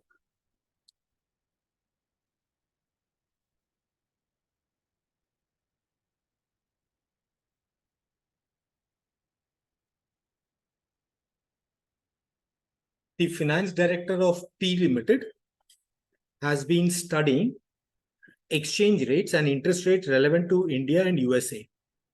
P Limited has purchased goods from the US company at a cost of 51 lakh dollars payable in 3 months' time. In order to maintain profit margin, the finance director wishes to adopt, if possible, a risk-free strategy that will ensure that the cost of goods to P Limited is no more than rupees 22 crores. मतलब इसको इस 51 lakh dollar का जो outflow है वो 22 करोड़ से ऊपर नहीं चाहिए इसको. Exchange rate rupee dollar spot 40.42 and 3 month forward 42.45. So basically we are talking about a payable of $51 lakhs, which is due in 3 months. Okay, and spot rupee dollar is 40.42 and 3 month forward rupee dollar 42.45. Okay, interest rates available to P Limited are as under. India का interest rate दिया है, US का interest rate दिया है, deposit borrowing तीनों दिया है. Calculate whether it is possible for P Limited to achieve a cost directly associated with this transaction of no more than 22 crores by means of forward market hedge, मतलब forward contract, right? Money market hedge or leading. हमको 3 चीजें evaluate करनी है, ठीक है? Now let's do something. अच्छा, इसमें से अब आपको थोड़ा सा आइडिया आ गया होगा ये कौन सा सबसे इजी होगा इसमें? Forward, right? Understand, एग्जाम में you'll keep the same approach. अगर फॉरवर्ड और मनी मार्केट हेज दिया है तो आप पहले फॉरवर्ड करोगे, वो 3 मार्क अंदर ले लोगे, फिर मनी मार्केट हेज. लेकिन जब बाद में जाएंगे से फ्यूचर्स में, you will realise that money market hedge is much more easier भैया. तो फॉरवर्ड, मनी मार्केट हेज, फिर फ्यूचर्स. लेकिन जब हम ऑप्शन में जाएंगे यू विल रियलाइज साला future was easier. Forward, money market, futures and then options. Last options होता है. ओके, नाउ लेट्स से यहां पे अच्छा, what is it that you will be calculating in this sum? Rupee outflow. ये आपको मालूम चल गया. चलो, हाँ, ए फॉरवर्ड कॉन्ट्रैक्ट. चलो, रुपी outflow if forward contract entered at what rate?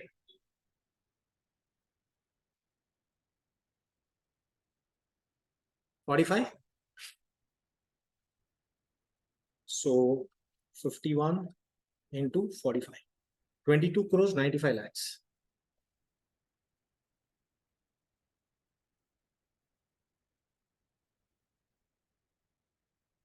अच्छा, इसमें उसका ऑब्जेक्टिव क्या है फाइनली? 22 करोड़ के नीचे रखना है. तो ये फॉरवर्ड कॉन्ट्रैक्ट तो उसका काम का नहीं है.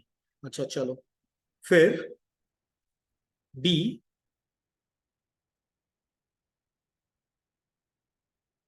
Leading.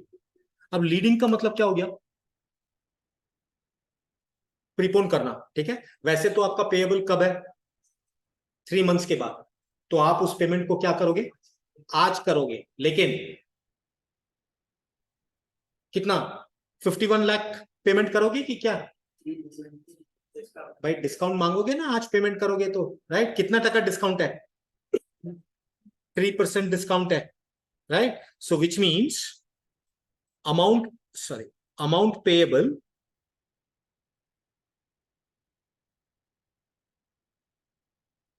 is $51 lakhs less leading discount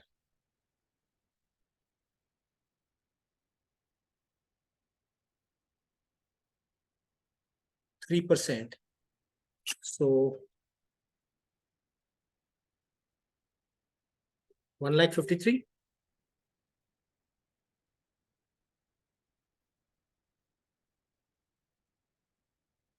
Therefore, amount payable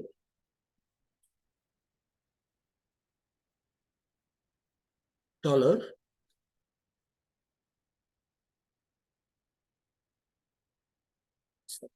$51 minus 153, 47,000.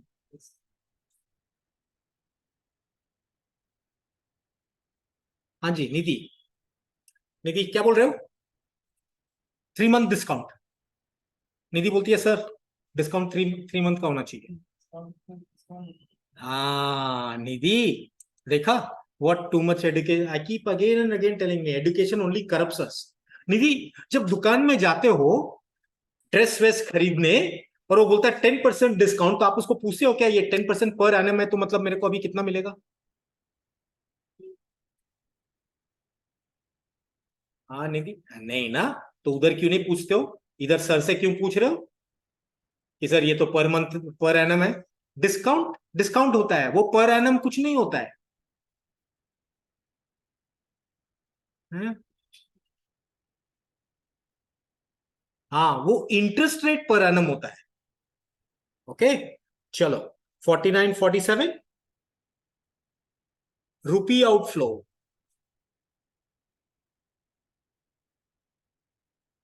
To settle the payable at क्या रेट पे होगा? 42, एक मिनट कितना, 4947 इंटू 42, 20 crores 77 lakhs 74,000। एक मिनट अभी ध्यान से, is this 20 crore rupees comparable with 2295? क्यों? This is today, that is after 3 months। तो क्या करूं अब, हमको तो कंपैरिजन करके डिसीजन लेना है, क्या करूं? Add interest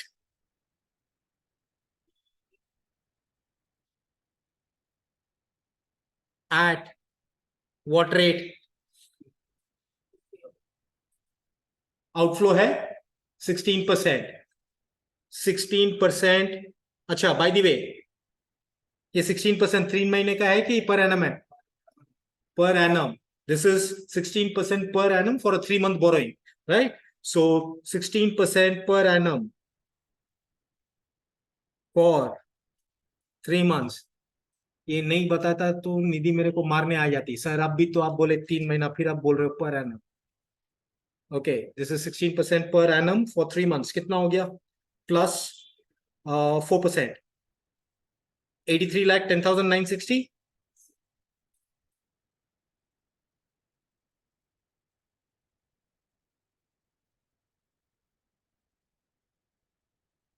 rupees 21,60,84,960।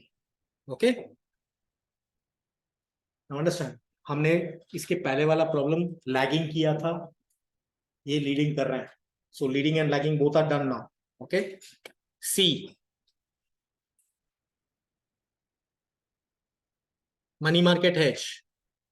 अब सब कुछ तो मैं नहीं करूंगा, कुछ तो तुम लोग को भी करना है, करो ये मनी मार्केट हेज, बताओ आंसर क्या है?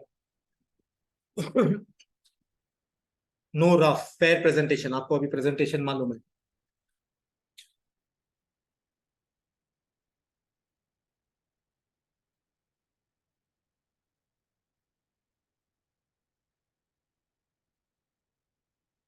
ये ओम की 430,90,60 क्या है? सही मैं अभी देख रहा हूँ, है ओम? हाँ बाय मिस्टेक, ठीक है, मिस्टेक में भी लास्ट में डब्ल्यू जोड़ के मिस्टेक किया है।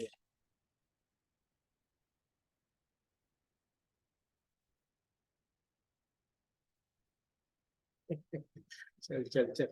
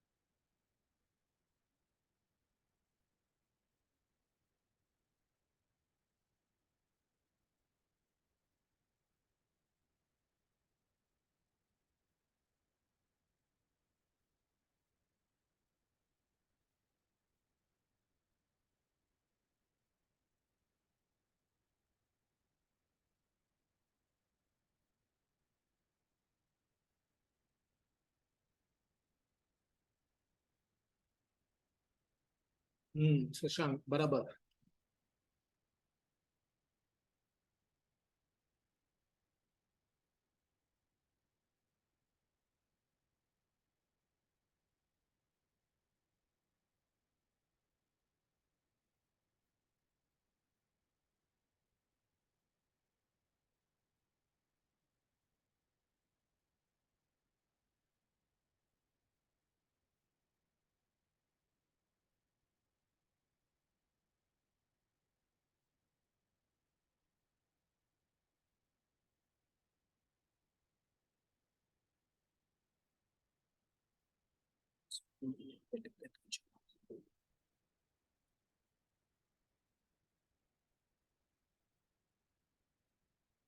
साक्षी बराबर.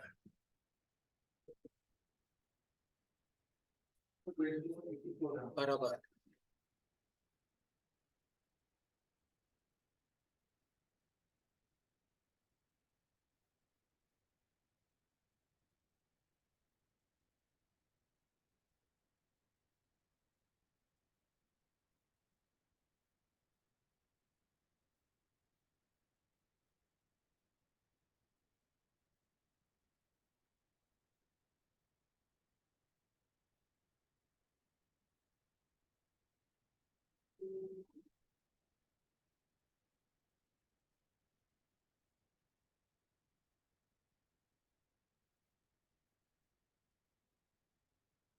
बाकी लोग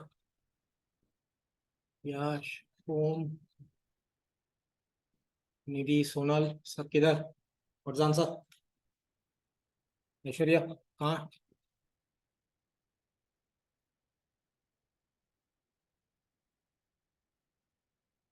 सोनल बराबर, निधि गलत, साक्षी बराबर, यश बराबर, निधि रिकैलकुलेट, विशाखा फाइंड.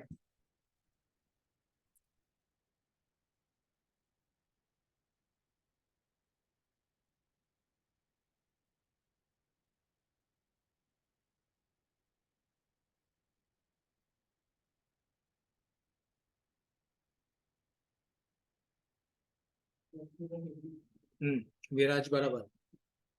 हाँ सुजीता यस. चलो most of you have got it right. 2184 ओम. ठीक है. चलो for those of you who have not got it or struggling, just solve this. Since we have a dollar payable, to create a money market hedge, we need to invest in dollars. Amount to be invested,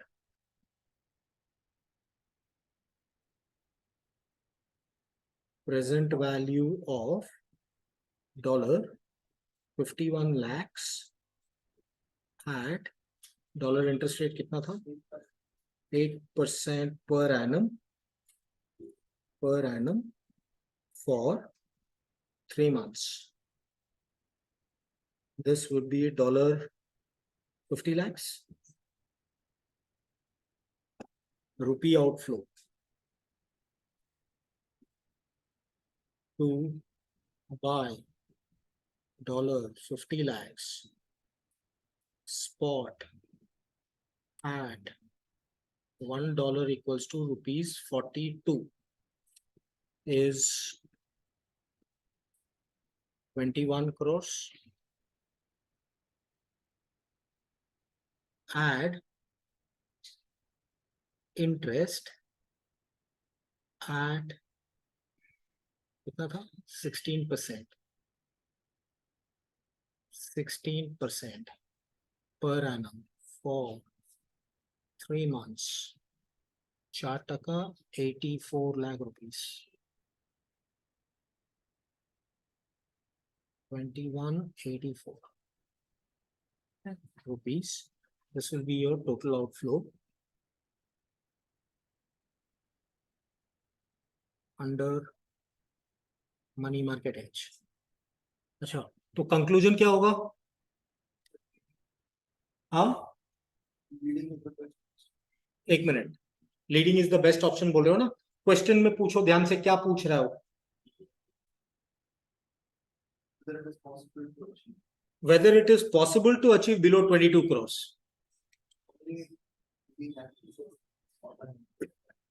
So अपना conclusion यही रहेगा कि leading and money market hedge will result in cost being less than 22 crores. तो which is best पूछा होता तो हम दूसरा जवाब देते हैं, right? So conclusion,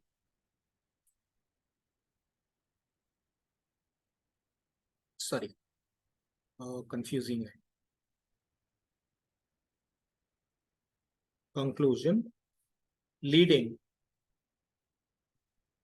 and money market hedge results in the cost being less than rupees 22 crores.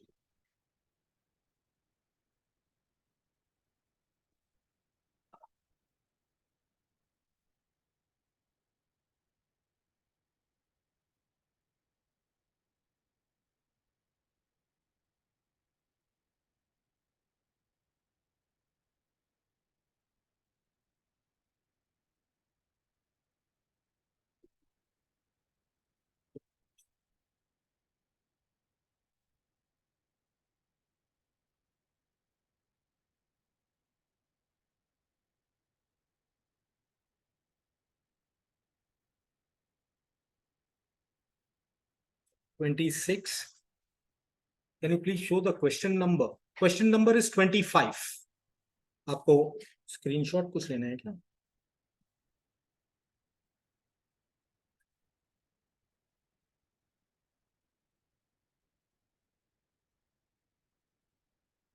Sure.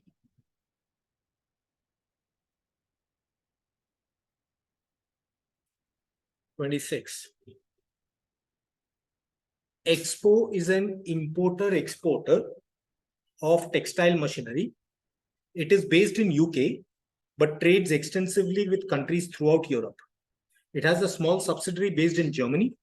The company is about to invoice a customer in Germany, DM 7,50,000 payable in 3 months' time. 1 minute. Are we talking about a payable or a receivable? Online? Are we talking about a payable or receivable?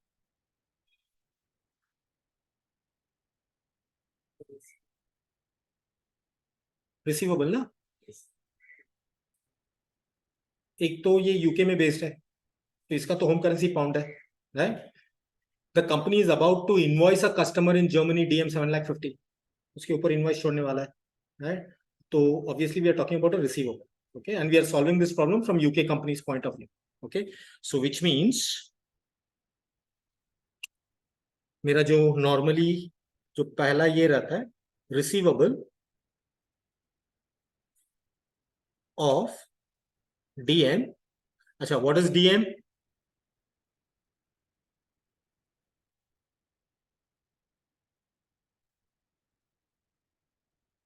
Deutschmarks, which was earlier the currency of Germany before it went into euro, right?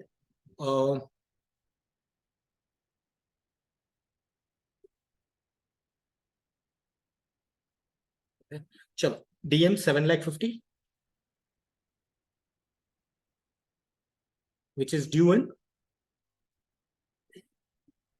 3 months. Sure.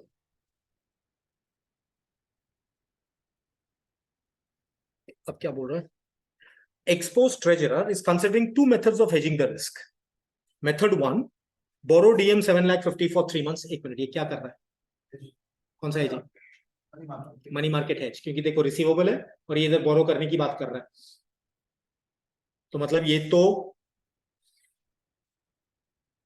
Money market hedge हो गया. अच्छा, borrow DM 7,50,000 for 3 months, convert the loan into sterling.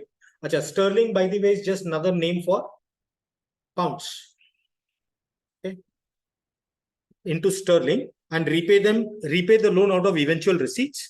Method 2, enter into a 3-month forward contract. So ये method 2 forward contract की बात कर रहा है। अच्छा, spot exchange rate, spot 1 pound equals to DM 2.3834, right? And 3 month forward, 1 pound equals to DM 2.3688. Annual interest rate for 3 month borrowing and deposits are Germany 3% and UK 6%. C normally अभी तक हमने जितने भी सम्स किए हैं उसमें मैंने deposit rate, borrowing rate अलग अलग किया है, राइट? यहाँ पे ये क्या बोल रहा है भाई, डिपॉजिट करना है, बोरो करना है, जो करना है कर। जर्मनी में 3% इंटरेस्ट रेट है and UK the rate of interest is 6%. Okay, requirements, advise the treasurer on which of the two method is most financially advantageous for expo, include relevant calculation in your price. कर सकते हो? Can you solve it on your own totally? हाँ, चलो solve करके बताओ।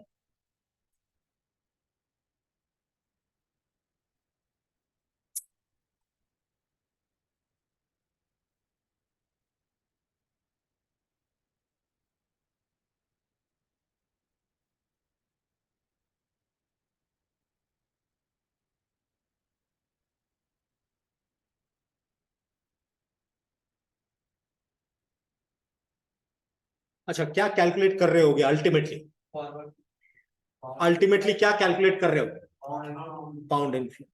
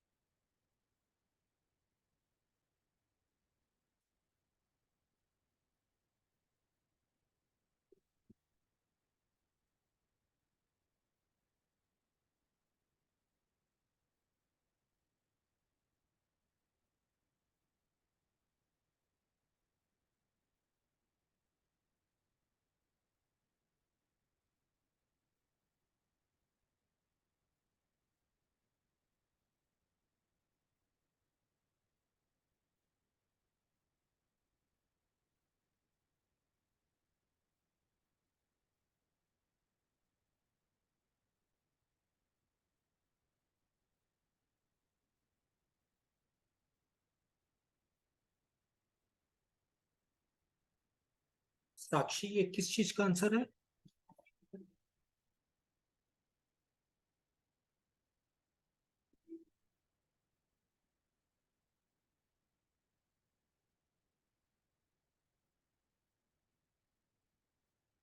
Okay, ठीक है, बराबर, राइट।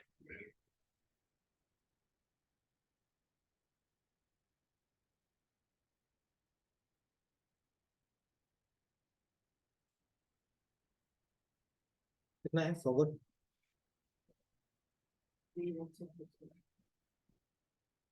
यस विराज, परफेक्ट।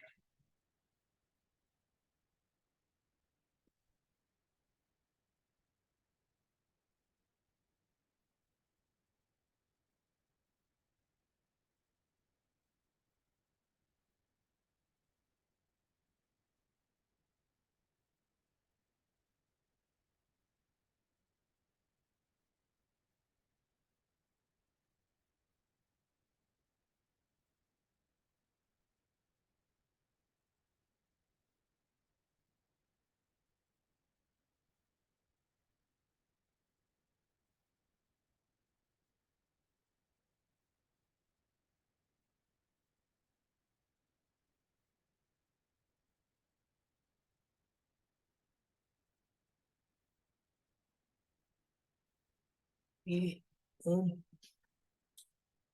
ये क्या आंसर दिया Om? What answer have you given? ये किस चीज का आंसर है? Money market? मेरे को तो ये आ रहा है।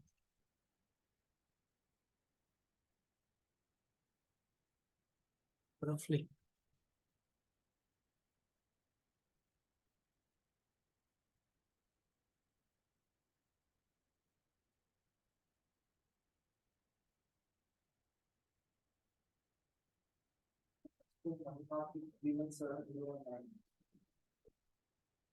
Money market.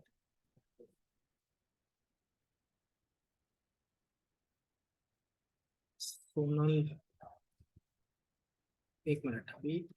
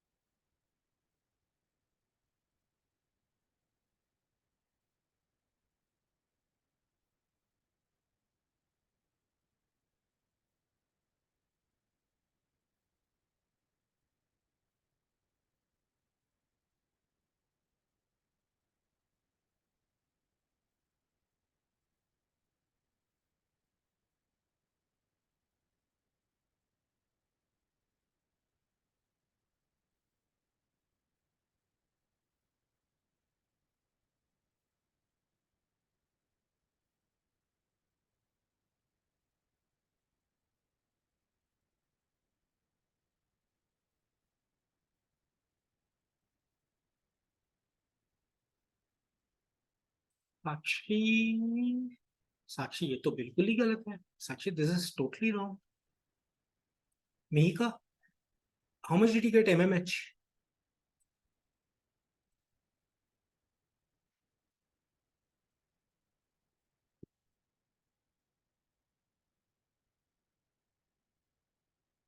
हाँ, एक मिनट रुको. MMH, everyone is saying 317019. 019. हाँ, एक minute. How much did you borrow? 74447. Okay, 1 minute. Huh? Now, listen to me very carefully and don't do anything in your notebook. First of all of your final answer is right? But your solution is wrong. But don't cut it off. Don't strike out your solution. Keep the solution as it is. All of you, I presume, have borrowed 7,44,000 something. Huh? 1 minute. And I'm categorically saying, I will show you the right. Okay, now time, Heini. I will show you the right solution. The right solution you can take down in the next lecture. Right now, only understand what I'm doing. And more importantly, don't strike out the wrong answer that you have written. Usko kato mat, rakho usko. Right? I'll tell you why. Now, first of all, look at the question carefully. What have they said? Borrow exact 7. Borrow 750. Till now, whenever we did money market, right, and we had a receivable or a payable, we decided how much to borrow, present value. Here the question says, this guy has borrowed 7,50,000. Right? Now the solution will slightly differ. Wait. See, you have a receivable of how much? 750. Now, ideally speaking, you should have borrowed less than 7,50,000 so that with interest, this becomes a payable of 7,50,000 and this receivable payable offset each other.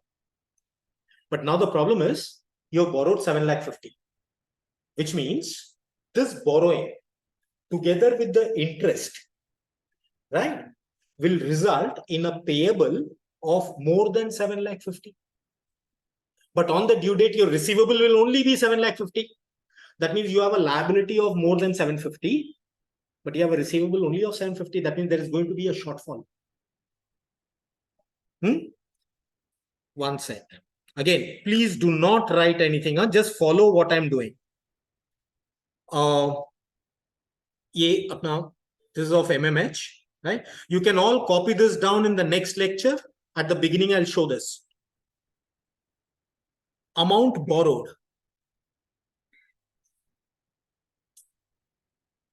DM 7 lakh 50, and on this add interest. What is the rate of interest on DM? 3%. At 3% per annum for 3 months. So how much is the interest? 5625. Therefore, amount repayable after 3 months, DM 7 lakh 50, 755 625, right? But receivable after 3 months is only DM 7 lakh 50. Therefore, shortfall DM 5625. Okay. Now tell me something. The fact that you're going to have a shortfall of 5625, will you know it on day one itself, or will you know it only on the due date? You will know that you're going to have a shortfall, right? You have to make a payment of 755, but you're going to receive only 5625. So what will you do for this 5625 shortfall? Hold the 565, convert the rest. 1 minute. How do you hold? I mean, think of it. You have borrowed 7 lakh 50, right? This along with interest will become a liability of 755. And on that date, you're going to receive only 750. So what about that 5625 which you have to pay on that day? What are you going to do? Huh? Invest करोगे? 1 minute. आप लोग, you're not thinking logically. Let's say you have a liability to repay your dad $50,000, and you have a receivable from me of only $45,000. Both after 3 months. Borrow. Today.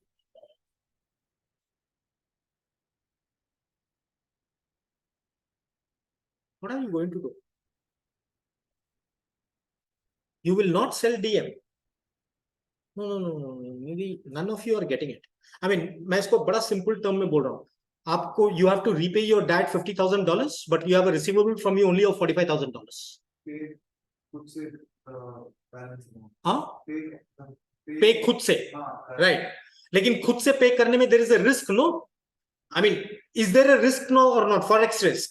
What will you do? Exactly, forward contract. No, Bhakti, prepone the receivable. No. Again, none of you, it's a very commonsensical problem. You will enter into a forward contract. To do what?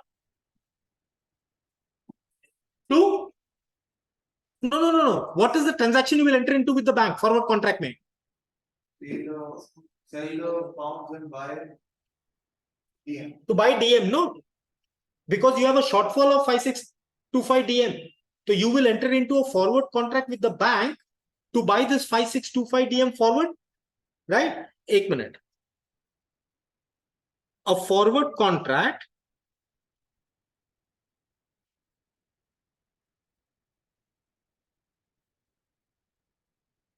will be entered to buy the shortfall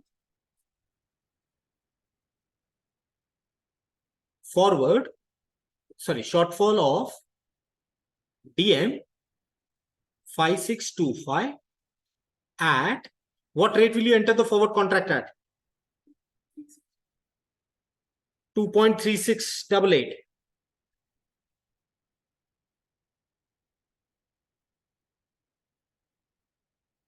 Okay, 1 minute. Now, let us keep this problematic thing aside.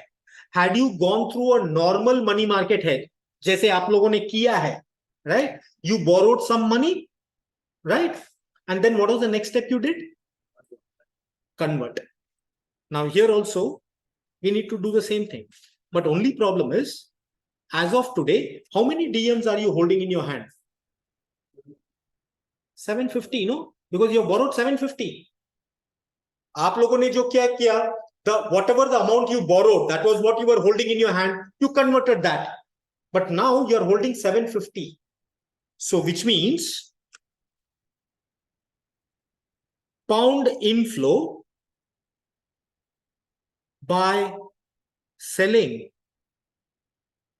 DM 750,000 spot at £1 equals to DM 2.3834.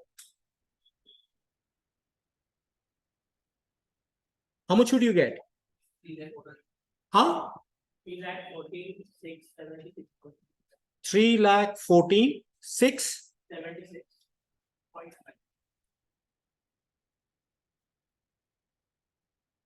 चलो 677 ले लेते हैं, right?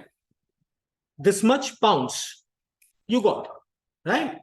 Now next, what did you do on this? Add interest at what percent? 6% per annum for 3 months. How much is the interest amount?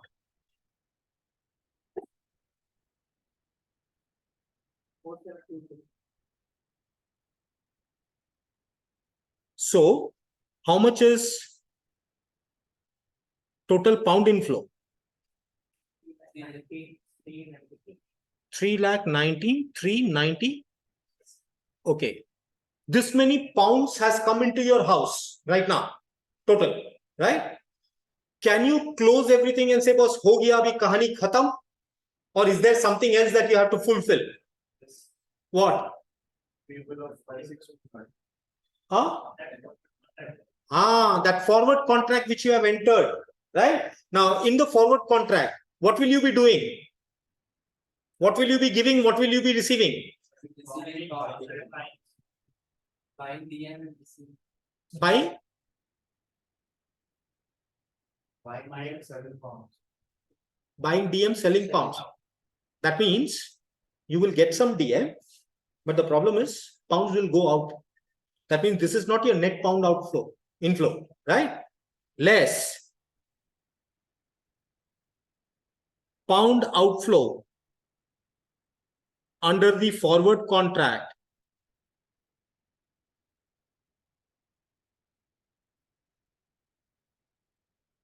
to buy DM 5625 at £1 equals to DM 2.3688, right? How much pound will go? 2,3? So what is the net pound inflow?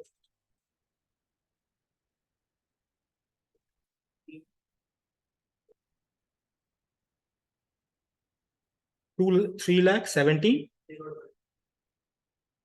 Now, what was the answers that you had got? 3,70,019. That is for the rounding off. But 1 minute. Understand, why did we do this? See, the solution that you solved, it would have been right had they not given this sentence and they just said, create a money market hedge. अगर question सिर्फ इतना होता कि money market hedge create करके बता दो कितना inflow है, then what you originally solved, borrowing present value of 750, that is the right solution. But यहाँ पे the question specifically said he is borrowing 750. That means now you can't go saying borrowing, he is borrowing 744. Question बोलेगा बस मैं तो बोल ही रहा हूँ ना 750 borrow कर रहा है, right? This, so what you can do is, आपने जो solve किया, whatever you have solved, उसके ऊपर you can just write a solution had the amount of borrowing not been given.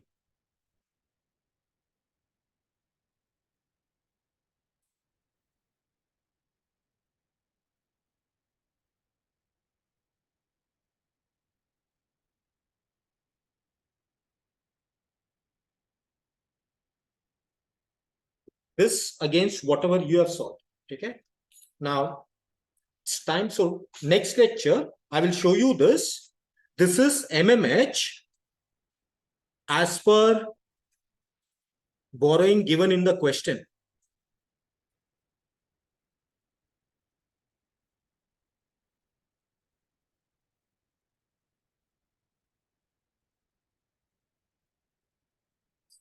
Okay. Next class, you can come and copy, and there is something else that we need to discuss on this. We will discuss it. That is tomorrow. Question था, तो जब उसने convert किया तो वो already मतलब 565 छोड़ के बाकी हमने convert कर दिया। तो 5625 क्या करता? कोई करता हूँ तो फिर उसका वर्किंग कैपिटल कॉस्ट नहीं, एक मिनट, पहले बात, उसके पास 5625 आज तो है ही नहीं, होल्ड क्या कैसे करेगा वो? तो सर उसके 565 अमाउंट छोड़ के बाकी अमाउंट कन्वर्ट कर देता तो 750 तो है उसके। हाँ, तो 750 माइनस 5625 744 375 आता है, उसको कन्वर्ट कर देता। और ये फिर 5625 का जो कॉस्ट है, बट सर इसमें जो ये कॉस्ट है अभी तो इसमें अपने को ज्यादा डिफरेंस नहीं आया बट फॉरेन एक्सचेंज रिस्क में तो उतना ही नहीं ना, क्योंकि तुमने जितना ज्यादा बोरो किया है उतना ज्यादा तुमने डीएम ज्यादा बोरो किया है, तो उतना ज्यादा पाउंड तुमको मिल जाएगा ना इन्वेस्ट करने। And for me it is always advantages to have the currency in my home currency. मैं फॉरेन करेंसी में होल्ड करके उसका फिर क्या करूं? Sonar joined 10 minutes late. Can you show the example that you told us to write in the next class in the beginning? 1 minute. Told us to write in the next class. वो जो पहला वाला था वो, 1 minute Sonal भाई, ये वाला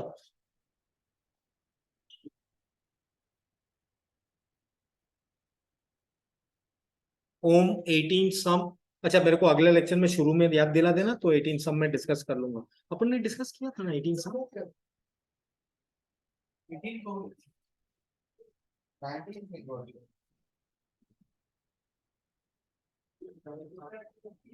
एक मिनट, ओम 18 वाला क्या है? No, you told it was the same as 17। हां सेम एज 17, तो हमने फिर वो डिस्कस किया था। तो सेम ही था, एग्जैक्ट सेम था उसका। करेंसी अलग था, खाली वो करेंसी अलग था, करेंसी का नेम अलग था, बाकी सेम ही है। हाँ ठीक है ओम, मैं अगले लेक्चर में कल डिस्कस कर दूंगा उसको, अभी बहुत जन निकल गए। हाँ बोल, 1 मिनट रुक जा, रिकॉर्डिंग बंद कर।